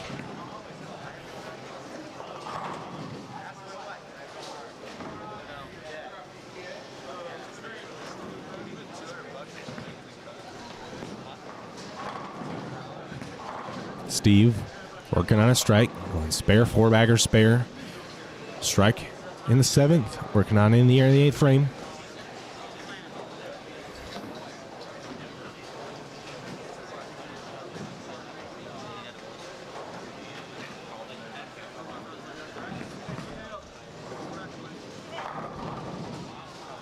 Steve, ooh, look at that 10-pin just wobble. Oh, man, that thing did not want to fall. Wraps it just a little bit. 6-pin touches it, but not quite enough. Ryan Connors goes 10 back on 34.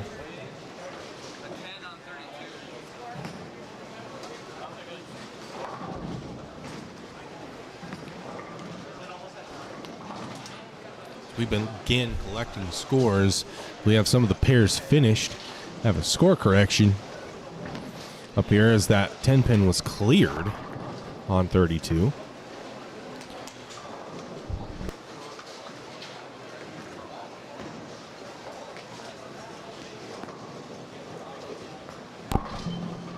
Mike Hunters goes to the face, 3-6-10. Let's go ahead and watch Zach Trevino's shot here as we get Steve's lane respotted with a 10-pin. It's going to put a little halt to his momentum.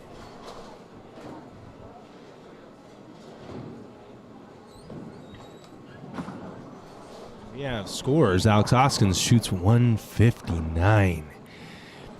He's struggling a little bit here. Zach Trevino leaves a 3-6-10. Got shimming, ready to go. And Steve gets everything but the 7-pin on his rack. That ain't right. We're going to sweep it. We just pulled it out of the bucket there. And now we have a 10-pin correct squat. Swimming switches one out. Steve, in his attempt at the 10-pin here on 32. And he picks it. Let's see Zach Trevino's effort here at a 3-6-10. Picks it. Zach's close. Shimming's close. Andy and Steve are not close. They're well ahead. Cam Foster is not having a tremendous game.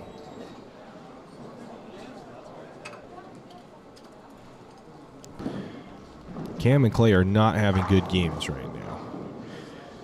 Off camera, just to the left of us here on the marquee pairs.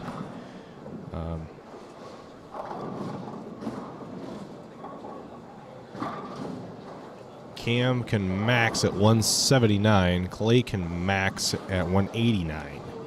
Steve swishes one out off camera on the marquee pairs. So he's got a strike. Going into the 10th, he's going to have a good game. He's going to continue to stay in the top 3. Alf Lopez swishes one out. Over on the extended pairs.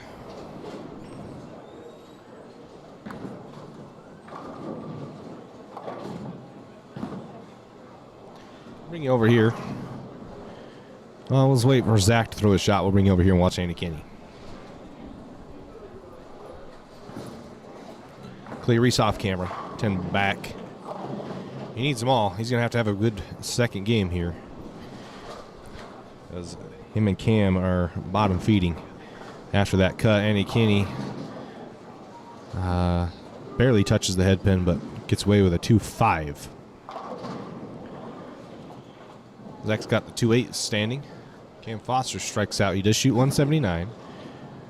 And Clay can max with 189. 186, excuse me, off camera. We'll watch here Andy Kinney and Steve Plumpkin's 10th frame. Andy Kinney having a spare in the 8th. He just, like I said, needed to put it in cruise control, and he's fine. Clay Reese is going to shoot 180 as he doubles in the 10th. And Connor through the face. 3-6. See Andy Kinney's spare attempt here. Alf Lopez off camera. Swisher 2-8-10. It's a good spare there by Andy Kinney, but 2-8-10 for Alf Lopez. Alf. It's 2 off the cut right now. Cam Foster 179. Sean Sam Warrensburg 188. Lopez 213. I think you're gonna have to definitely be plus now if you want to be in the top 6 that we're taking for the round of 6. Bowl 1 game in the round of 6. Cut the top 3 and run a step ladder.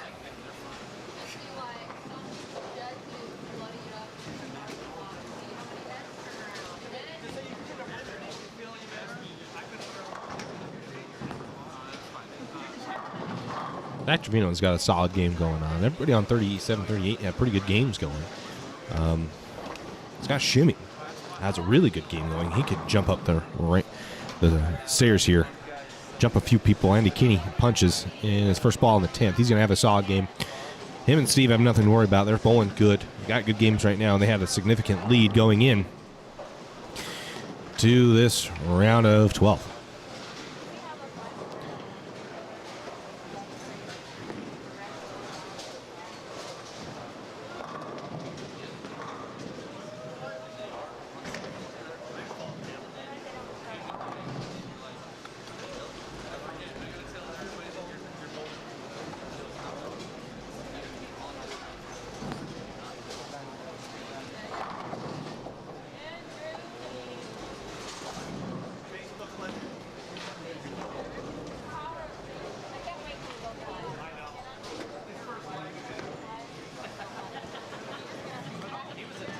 We're finishing up. Cam Foster and Clay Reese are ready to roll here on the marquee pairs.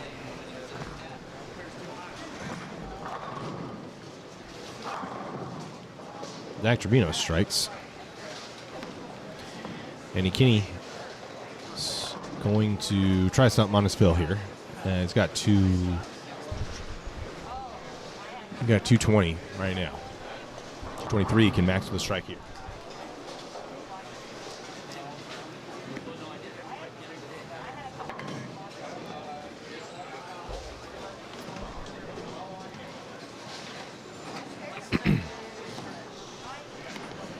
All right.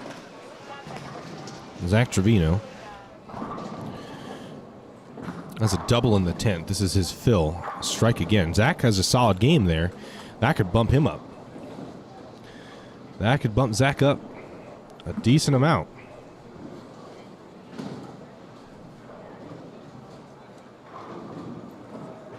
Scott Shimming will miss his 3-pin.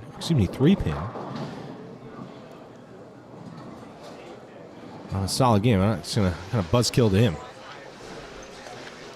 We'll have Steve to finish his game. Him and Steve and Annie bowling fairly slow. Steve can't quite chop the 10 off. Slaps the 7 out of the 7-10, but the 10-pin being stubborn there. We'll see who ends up being on the extended pairs here in just a moment. But Clay and Cam are speed going. Not happy after their attempts. Just barely. Scott Shimming right now is your cut man at 805. Dwayne Newkirk has 1 pin off. 804. Zach Trevino bumps himself in with a 212 and 811. Steve will pick his spare.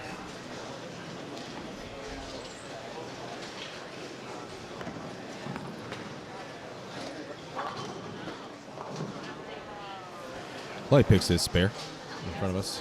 His pairs have been playing pretty good. Delivering some pretty high scores. Waiting to see who's going to be on the featured pair momentarily, but Steve and Andy Kinney bowled very, very slowly. With only 2 people on their pairs. Steve will finish out with good games, 220 in front of us here to extend their leads. Steve and Andy are going to stay in the lead. So there's about 4 spots available because I don't see Steve and Andy slowing down anytime soon.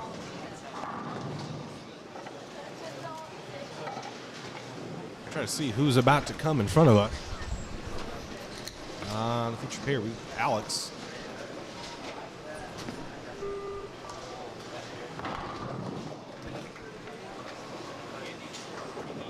Skipping a pair to the right, so we have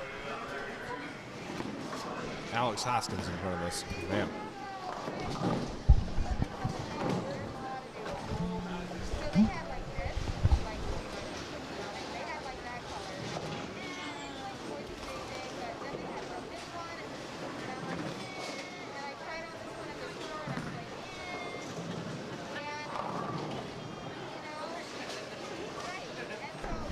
All right, so we're starting now the final game of round 2.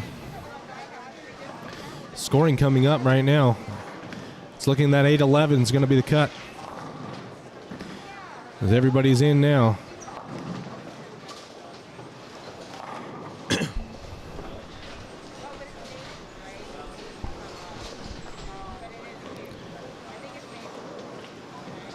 If you're interested in scores,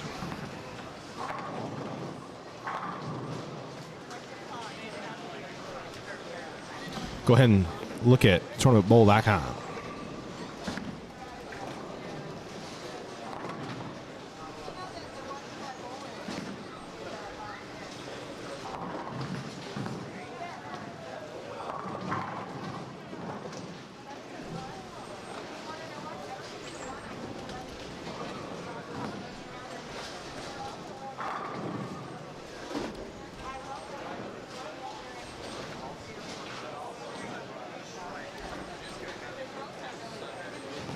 All right, so current cut scores.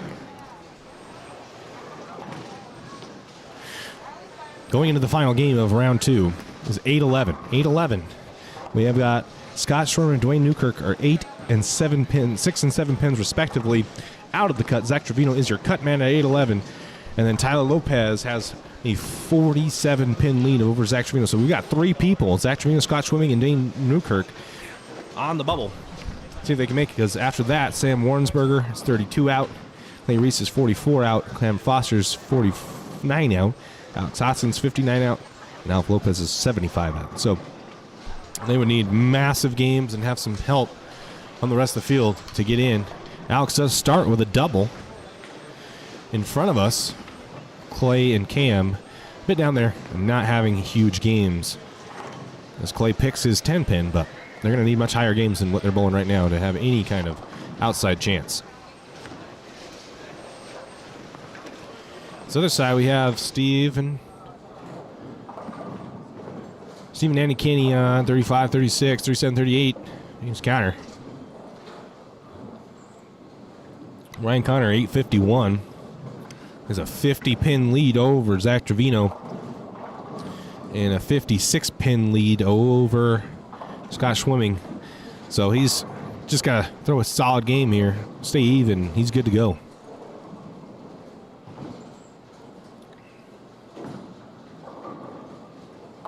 Steve Klemkin's got to plus 100 now. He's sitting at 904, and Andy Kinney's still leading at 931. So there's another 30-pin gap between Dallas Burke and Ryan Connor for that third spot to get on the Stepladder finals.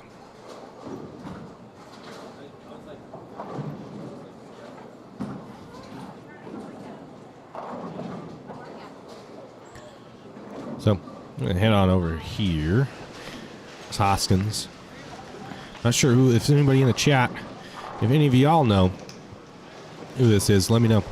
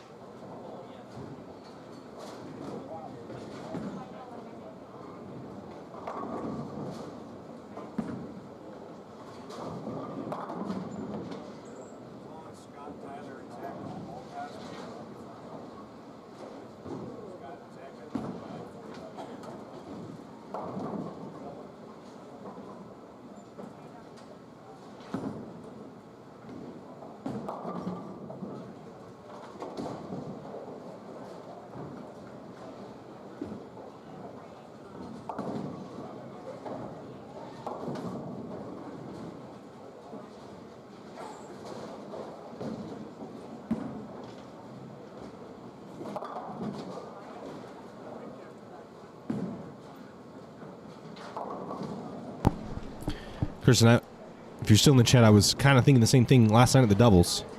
He's bowling next to me. And honestly, I was thinking the same exact thing. I look up and I'm like, man, Cam's like a cool-looking dude, but God, his hair is something else. Just shave it off, my friend. I don't know if he's just hanging on to that last bit of youth, but he'd look a lot better without that on his head. I'm sorry. Hopefully he doesn't watch this and hate me after, but I agree, Kirsten. He definitely needs to get rid of that.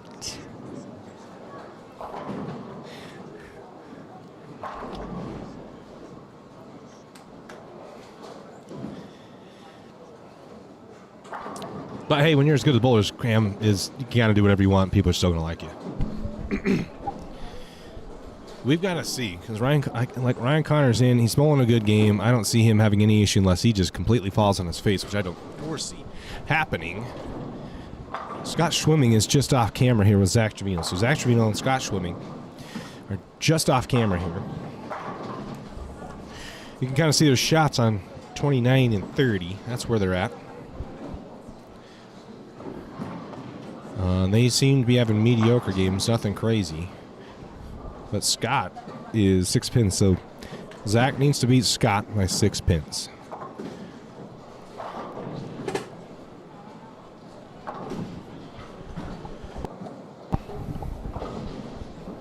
That he knows. He also needs to beat Dwayne Newkirk. I don't know, to be honest with you, unfortunately. I don't know who Dwayne Newkirk is or where he is at. But Cam and Clay are halfway through game 2. We've got Steve and Annie Kenny still snail bowling over on 35 and 36. We're going to be waiting for a second for them to be finished. They're in, though. They have nothing to worry about. They're in. They're going to be in the top 2. And it's not really that close. It looks like 35 and 36 isn't a tremendous pair. Andy's not bowling tremendous right now. I don't know if it's looking away. Steve went 5 spare strike. So even then, I don't really think they have much of an issue. Scott Schwimming's going to go 3 off the right, off camera. Take you over to our featured feed. We have Alex Hoskins up. However, unfortunately, unless Alex punches, he goes double, open, double. I don't know how much of a chance he has.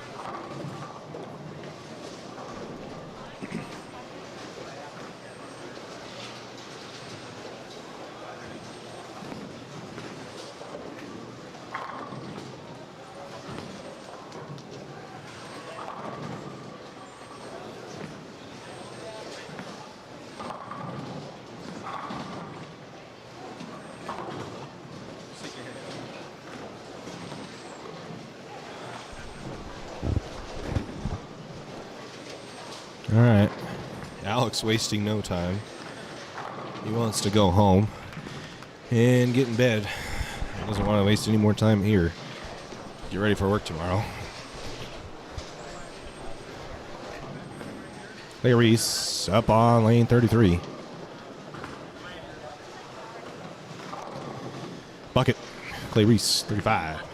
33, excuse me. Zach Trevino going to come around the head pin and go 2-7-8.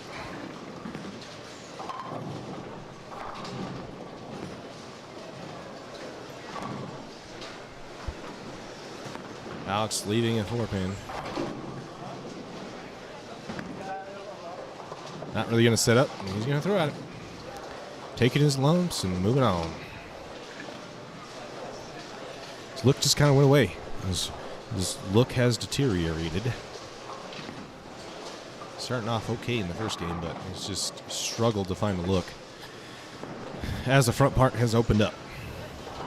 Steve off camera, coming back. Zach, that's a good spare on the 2-7-8. Needs him. Needs the bubble man. He goes spare 3-bagger, spare on the split. So that's a good spare. He could jump a little bit. So he needs as many pins as he can get to sneak into that top 3, because you have Dallas Burke, who's at 887. 86 pins in front of Zach. And pins are carrying over, so Zach needs what he can get. Big game. Scott Schwimming, 25, 10 back, off camera.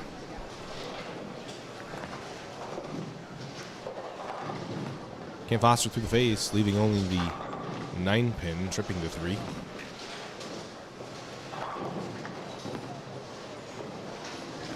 See what Ryan Connor's doing. Doesn't look like he's having a tremendous game. Had a double in there. So he's got a little bit of a padded lead over Tyler Lopez. Tyler Lopez is on the high end. And he's got a 3-bagger, double in the 8th and 9th and strike in the 10th. He can max 220. Max 220 punching out. I would say he wants every bit of pins he can get, stay in the lead and try to eat away Dallas Burke.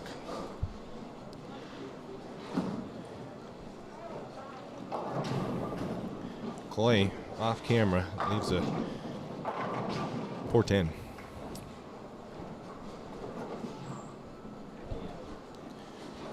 Zach Trevino, after hit split pick on 25, off camera here. High flush, 9-pin, gets no messenger help. Back over to our featured pairs.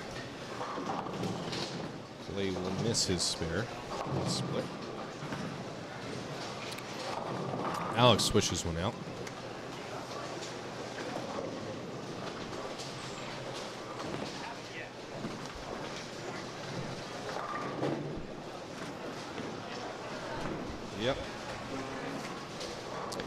3 off the right is a very popular miss. The right side just does not have a lot of friction. And it's a pretty fine line of when that cuts off.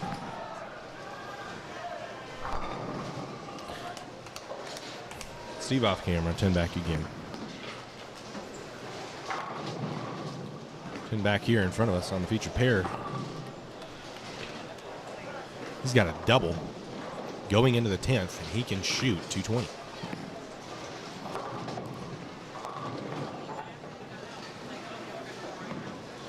Zach did spare his 9-pin off camera. He has a pretty good game going if he can strike a couple times here in the 7th and 8th frame.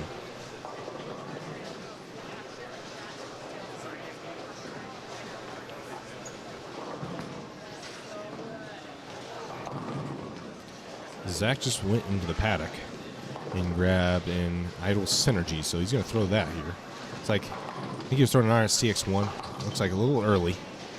So he went through a little bit of a weaker cover, weaker core. Let's see if he can get the right shape that he's looking for after going 3-bagger, spare.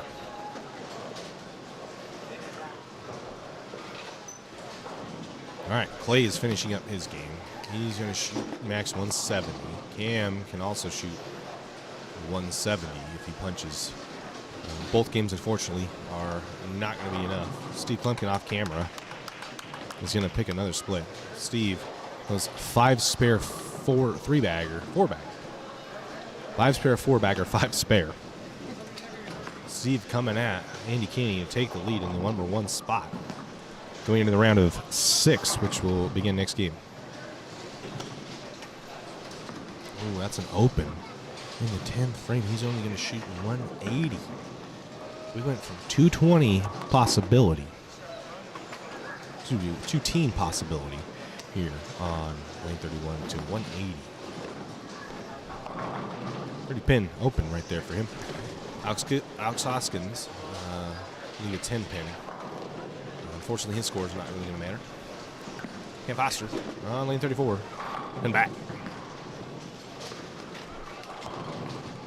Dax Ravino just went through the face again. I don't think he's missing a ton, but I don't think his feet are in the right spot, personally.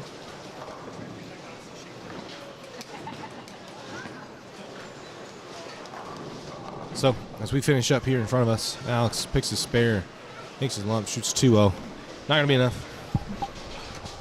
Cam Foster has a strike, can max 170. Again, won't be enough. You can check scoring out on tournamentbowl.com. This Cam will now baby split 310. We'll take you over to our extended pairs where we have Andy Kinney and Steve Klumpkin bowling, along with Ryan Connors, all of which are in the cut line. As we start to get scoring updates, Tyler Lopez shoots 221. It's a solid set that'll bump him up. Sam Warrensberger shot a $183. That might have dropped him a little bit.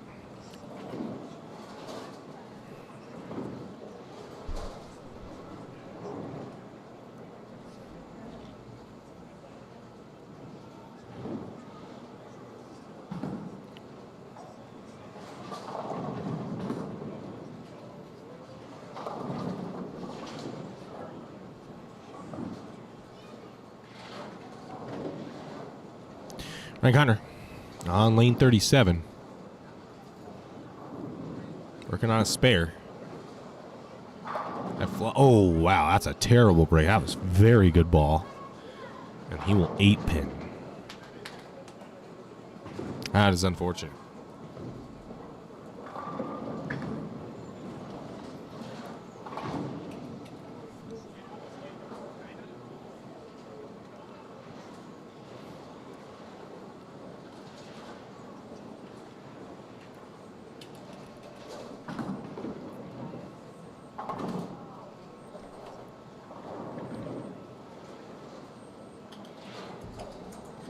Ryan Connor on his 8-pin. We'll go ahead and pick it. He should be okay, though. He, like I mentioned, he had a little bit of a lead. Going in.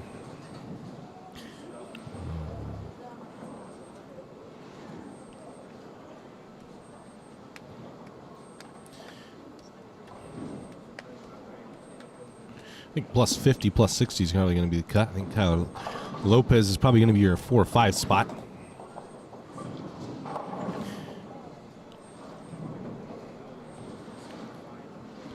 And Dallas Burke, Ryan Conner, Zach Trevino. Scott Schwimming did shoot 2-2-3. Well, that was the previous game. He's still bowling. Yeah, he's still bowling. He doesn't have a tremendous game going. Trevino does have a decent game going. Trevino has a strike in the 8th. And 154. 154 in the 7th. So he can shoot 184. Oh, 1444 with a punch. He will not, though. Trevino, off camera, will leave a 3-6 hit.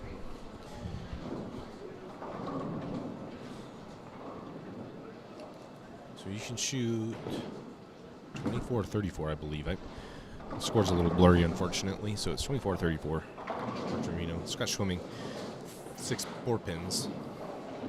He does not have a good game going, so I think he's bowled his way out of it. You can count Scott Schwimming out.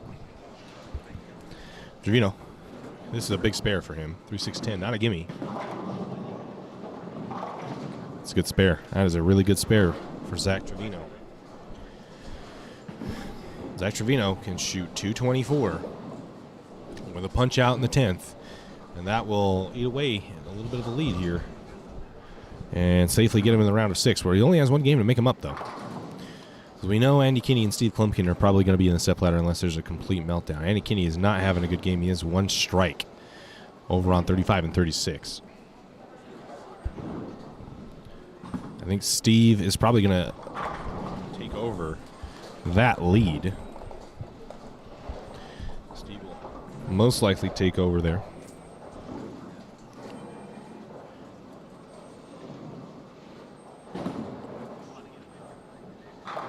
And Kinney gets another strike, so he can finish with a mediocre game here if he can punch with a 5-bagger out.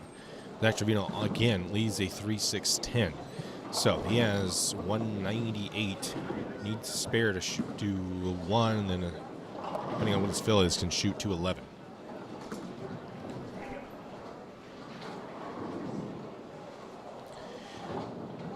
Guys, this is going to be close for a couple people going into the round of 6. Round of 6 will be on 35, 36, 37, 38.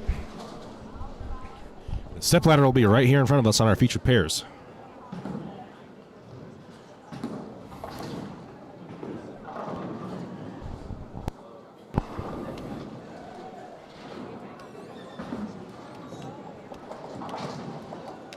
So we are awaiting some more scores. Ryan Carr overcuts the 410. Overcuts it with a backup ball and splits an 8 and then shoots 180. Drama ensuing as Ryan Connor shoots 1032. 1032 for Ryan Connor.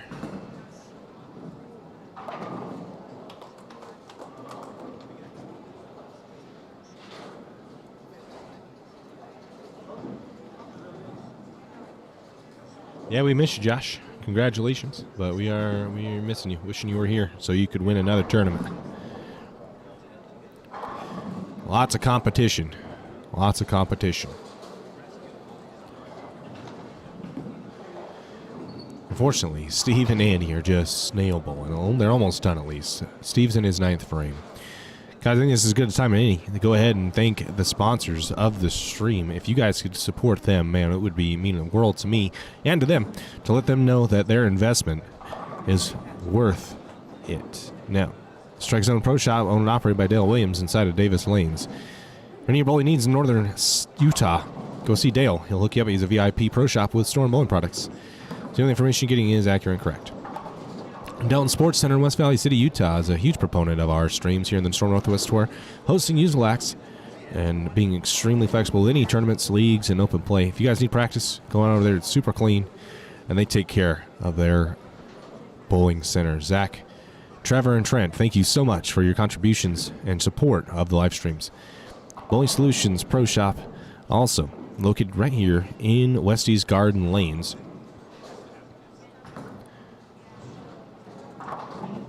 in Westie's Garden Lanes. Excuse me, I lost my train of thought. My apologies. Huge supporter of the sport of bowling. Love what they're doing with their content creation, bringing bowling into the mainstream. Samantha and Scott Archibald and their daughter Brianna. Get the best and latest bowling equipment today at Bowling Solutions Pro Shop in Garden City, Idaho. We sell accessories, shoes, bags, and equipment that'll suit your bowling needs.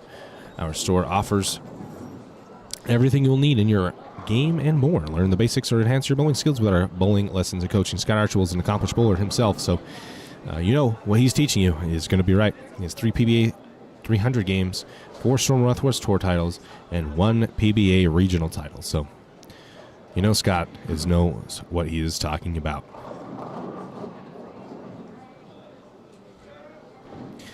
If you're watching right now, or you know somebody that's watching, or you know someone that would be interested, we have a ton of reach, guys, because of you, because of people like you tuning in, sharing the stream, all the above. If you're interested in sponsoring the stream, getting your logo up there, or any other advertising that you may want to try, or super flexible, hit us up at Storm Northwest Tour on Facebook, or shoot me a message. Chayton Peterson on Facebook. I'd love to talk to you about pricing and options that we have, like this stream that you're seeing right now. You have your logo up on the stream, or any other advertising between when bowlers are moving between pairs and match play and everything in between. We'd be happy to accommodate whatever ideas you have. Hit us up on Storm Northwest Tour's Facebook page, or just shoot me a DM, because we really appreciate it. It makes this possible. This quality of stream bringing us to these tournaments, it makes it possible. Without your guys' support, it simply just would not be. All right. We're having scoring coming in, and Steve and Andy Kinney finish their games. Looks like Zach Trevino's going to be in, because the only 2 out are Steve and Andy Kinney are not in. I think 10-22 is going to be the cut with Zach Trevino. Wow. I can't talk right now. We'll show you. We got score for Steve now. 220. He's at 11-24 plus 124. Andy Kinney should be here just any second as soon as he finishes his game. Not quite done yet. So you know Andy Kinney's going to be in. And tonight that's going to bump Dwayne Newkirk out, unfortunately. So Zach Trevino at 10-22. He's going to make it by about 20 pins. 28 pins. In. Now, that means he is 100. Nope. He's only 44 pins off the show.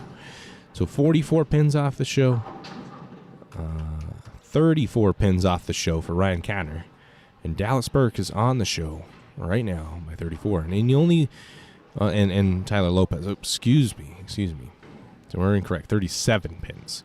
47, 37, 7. 3. And then Tyler Lopez right now is on the show because, what did Andy Kinney shoot? I don't know how much of a game he's going to shoot. He's going to shoot 170. I was going to drop him a lot, actually. It's got a double in the 10th. This is his fill. 10 pins on the fill. 9's okay. Shoots 169. So Andy Kinney is going to drop a lot. That can help out some of Zach Trevino, Ryan Connor, Dallas Burke, Tyler Lopez. This can help him jump and try to get into the show.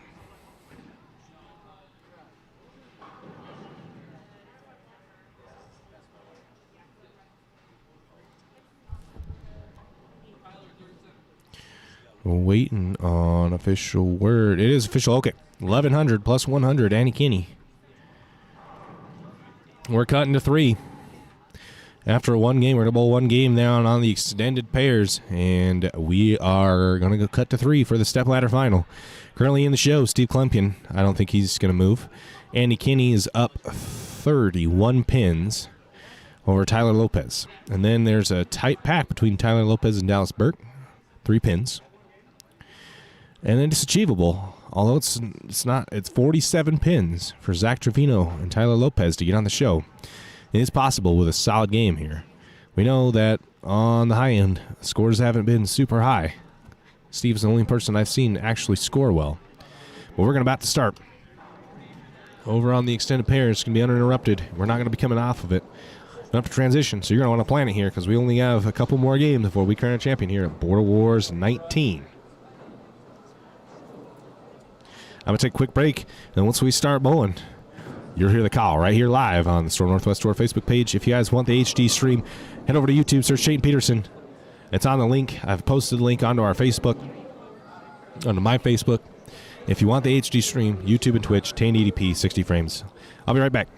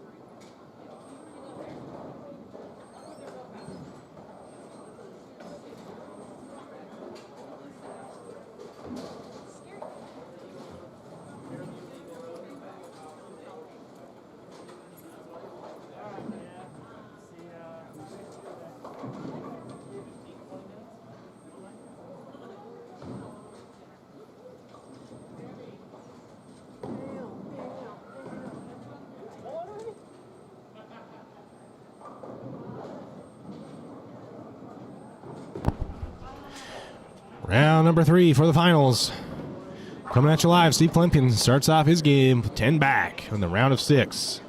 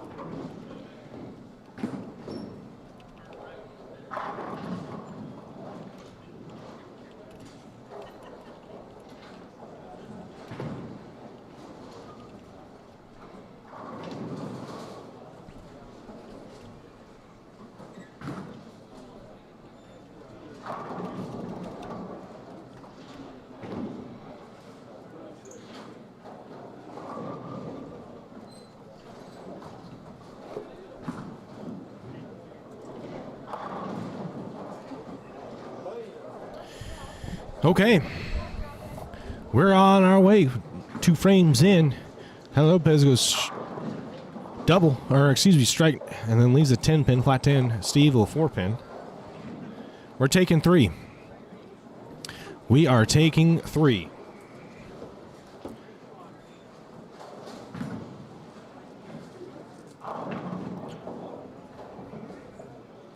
The Trevino, Ryan Connor, Dallas Burke, Tyler Lopez, and Kinney, and Steve Klumpkin are in the top 6 right now.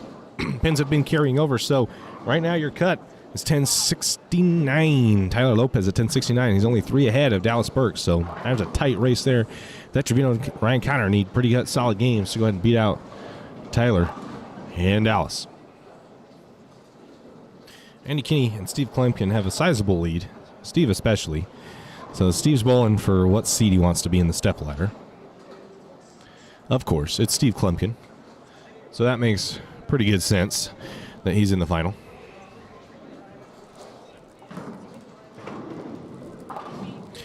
Dallas Burke will chop the 5 off the 2-5, so that's good news for Zach and Ryan. They need to beat both Dallas Burke and Tyler Lopez. Andy Kinney switches one out.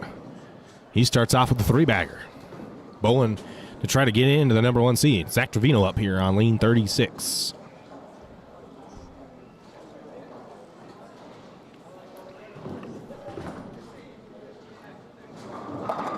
That's 10 back. That's a really good ball from Zach.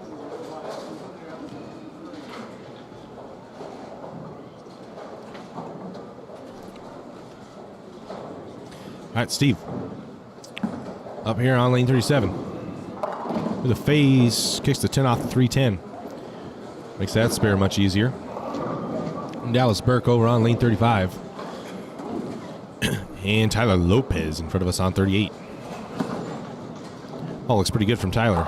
I flush, flat 10 out, and the ball just will not go through the pins very well. Dallas Burke will go high and leave a 4-pin. And he has been bowling really good, Nate. He is bowling very good. Besides the previous game, he shot 700, and that was the highest set in the first round.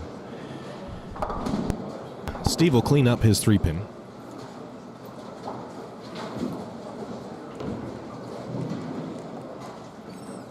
Tyler pick his 10-pin. So Zach and Ryan Counter look like they have pretty solid games going. They shall both start with doubles. Dallas Burke is yet to strike, goes open, spare, spare. That pick right there.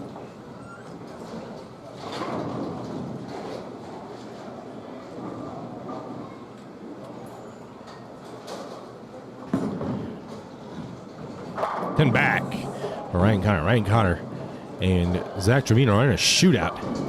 Zach Trevino trails by 47 sticks from Tyler Lopez. That's a huge game.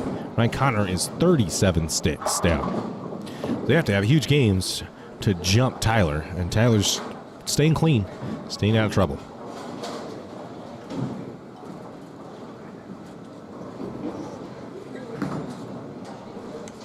Zach Trevino, high flush again, starts out with a 3-bagger. Steve here on lane 38, just trying to solidify his seed as number 1. That's tight through the face. 6-10. A little frustrated with that shot. We'll see Andy Kinney's effort here in his 4th frame.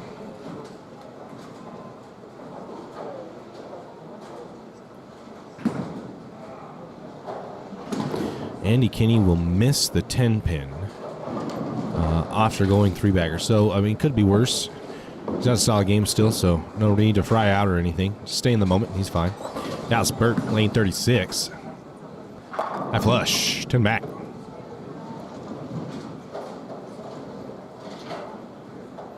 Steve on his 6-10 attempt. He'll pick it. He'll pick it just fine.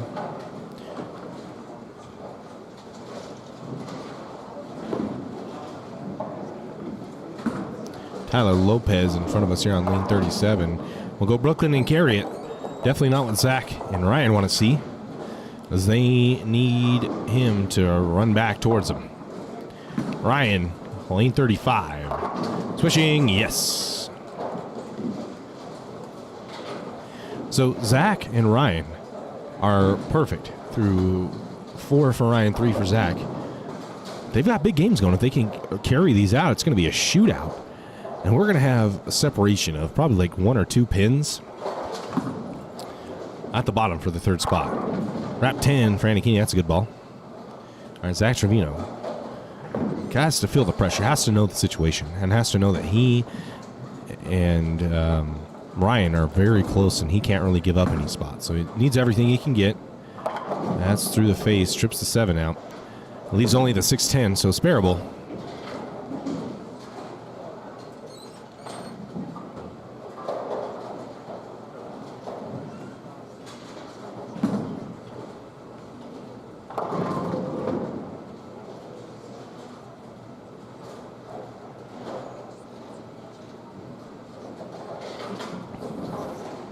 Dallas Burke will leave a washout. Over on 35, Steve Klumpkin, very light, leaves the 210. Doesn't look like the 8-pin is back. It's not, no 8-pin behind that 2-pin.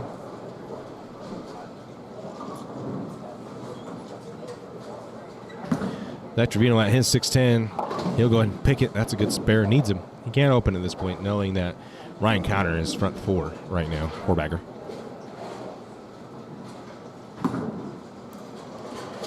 Andy Kinney misses another 10 pin. All right, see, now it's time to contemplate life.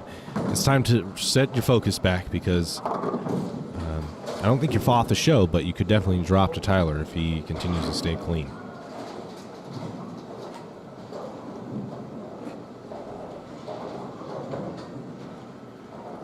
All right, Steve at his 210 will miss the 2. Steve really bowling for first or second place at this point, being well ahead of the rest of the bowlers. Tyler Lopez walking it out. Yes, he gets the 6 pin to jump out of the channel and trip up the 10 pin for a strike, and he doubles. Ryan Connor, lane 36. At flush, drops the 710 out of the 4-710 and leads only the 4 pin. That's a pretty good break there because that ball is really high.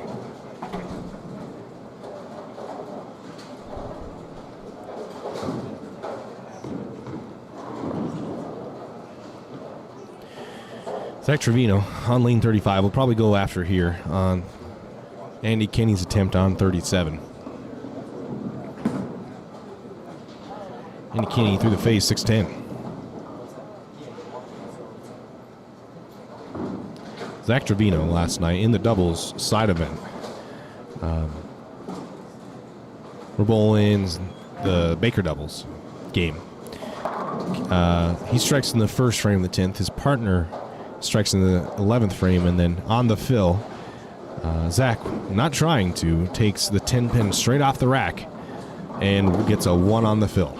He gets a 1 on the fill. It was pretty cool to see, but Zach there leaving a 4 pin. So Zach falling behind a little bit to Ryan. Steve swishing, leaves the 7.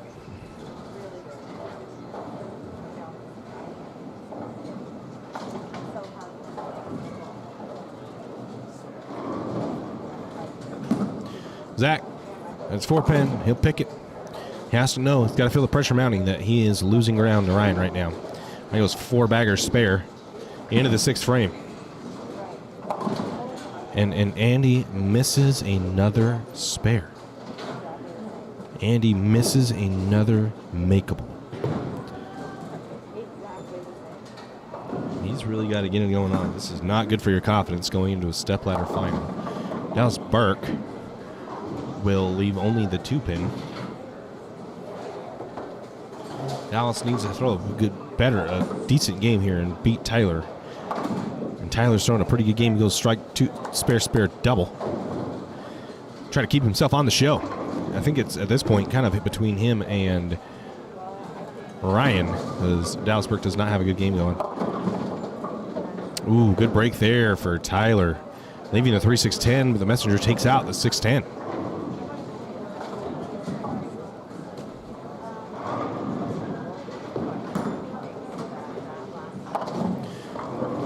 Dallas Burke cleans up his spare. We'll see Andy Kinney's attempt here on lane 38.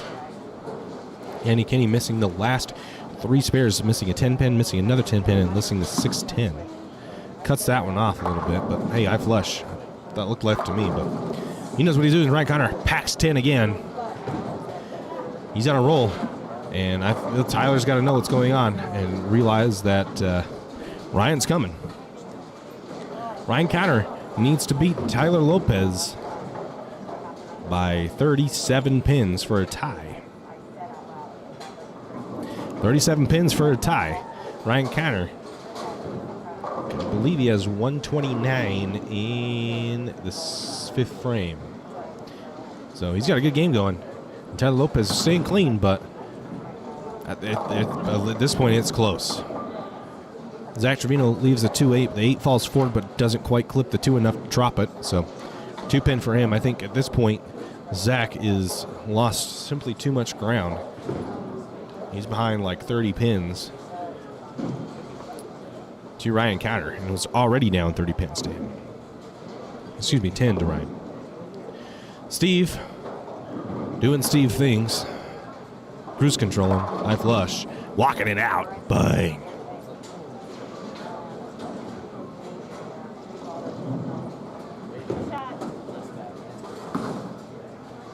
Tyler Lopez. High flush. That's a good ball. Good ball. Letting Ryan know he's still here. And Ryan's going to have to really work to get past him. Zach will pick his spare.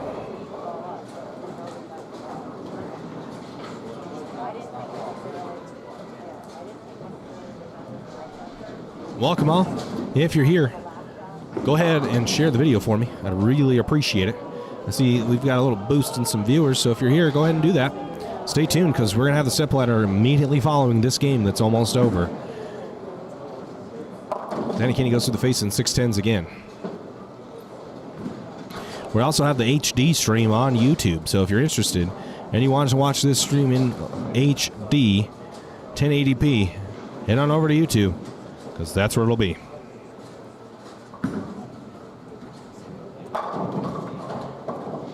Ryan Connor looks like he goes Brooklyn and leaves only the 5. He needs as many pins as he can get because Tyler Lopez is making it difficult for him. They're neck and neck, though.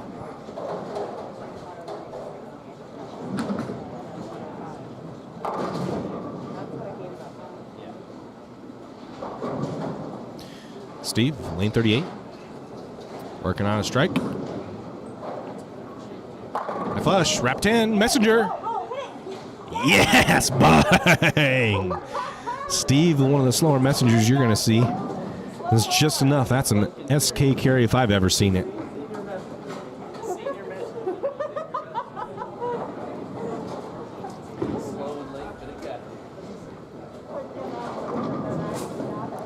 Senior messenger, just heard that. Ain't that a thing?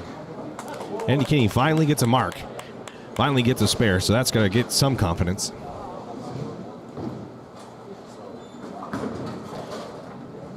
Ryan Connor whiffs the 5 pin.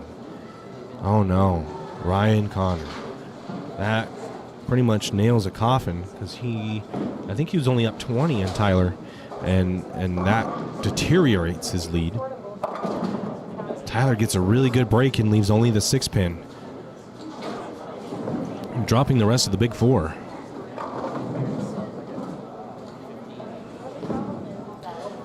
Zach Trevino up on lane 35. We'll see his effort here.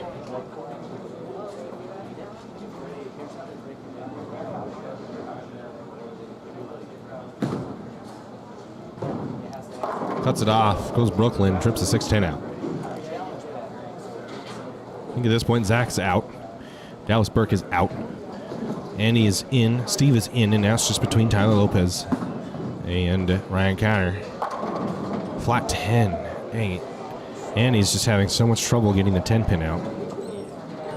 He's falling back a little bit, but he was up 31 pins. So, I mean, he could fall back. And if he does fall back, I mean, he could get passed by Tyler and Dallas. Or Tyler and Ryan. So it's going to be a close one here between Andy, Tyler, and Ryan.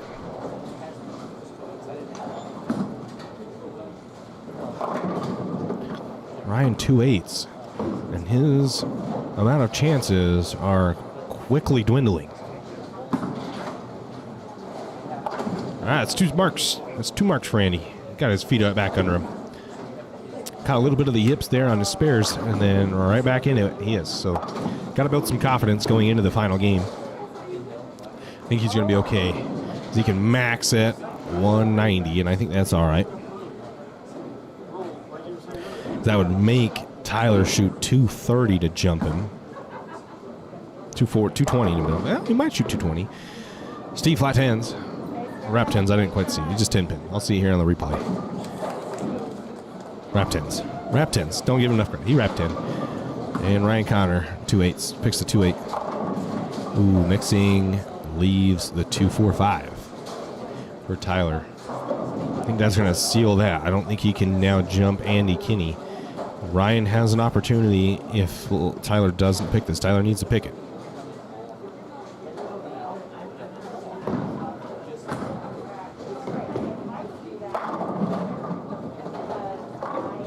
Trevino now doubles. too late, though, it looks like, unless he punches out and has both Tyler and Ryan open. He's about done. Steve picks a 10. Don't even need to talk about Steve anymore because he's well into it. That's a good spare for Tyler when he needed it. Ellsberg trips a 2-pin.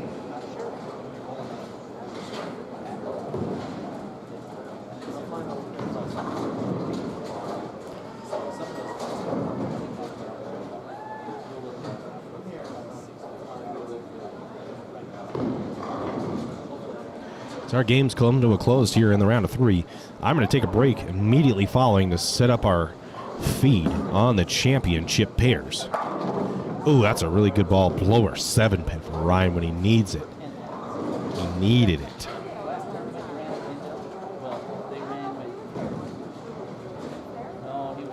So when I do not leave, because we're going to bring you the Stepladder finals live from Westview Garden Lanes in Garden City, Idaho.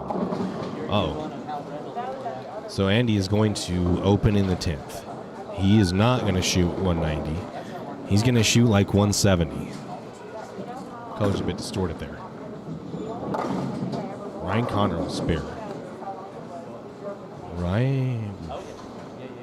Ryan can max at...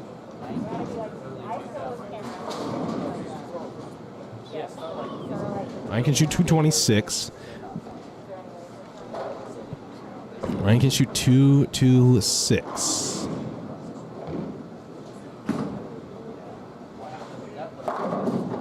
And he was 68 pins. Wow. That's cool. I think it's only going to be 50 because if Andy shoots 170, that's tight, guys. Andy takes only 3 there.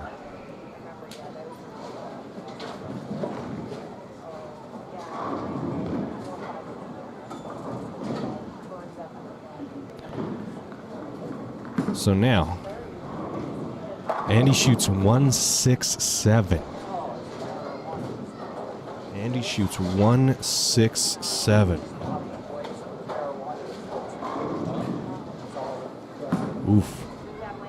That could be detrimental. Steve switches one out. He's got the lead. There's nothing to worry about there. So now Tyler Lopez and Ryan Connor could potentially jump Andy with that 167.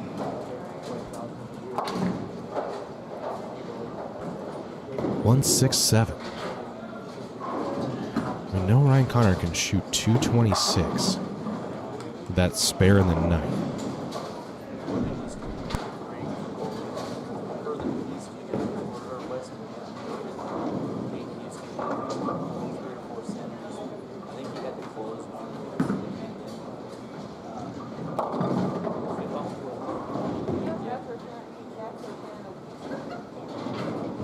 Okay, so Ryan Connor cannot pass Andy Kinney with a max.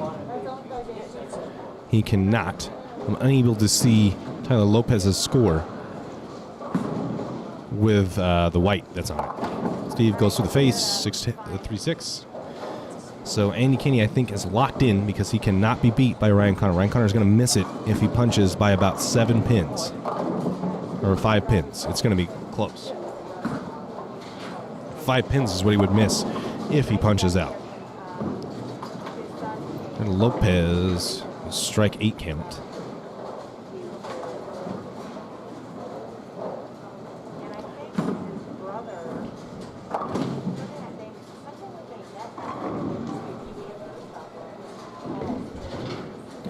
Wow, that was a close one, guys.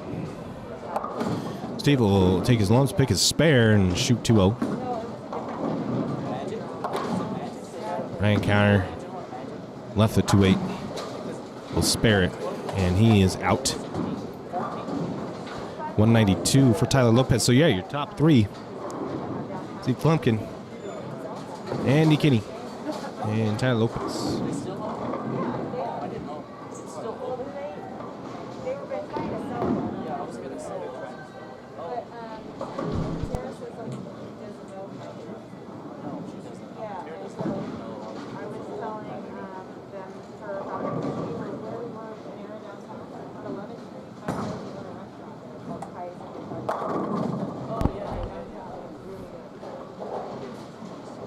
excuse me. So Tyler shot 205, not 192. Tyler jumps Andy Kinney by 7 sticks to take over second place. So it's going to be Andy Kinney, Tyler Lopez.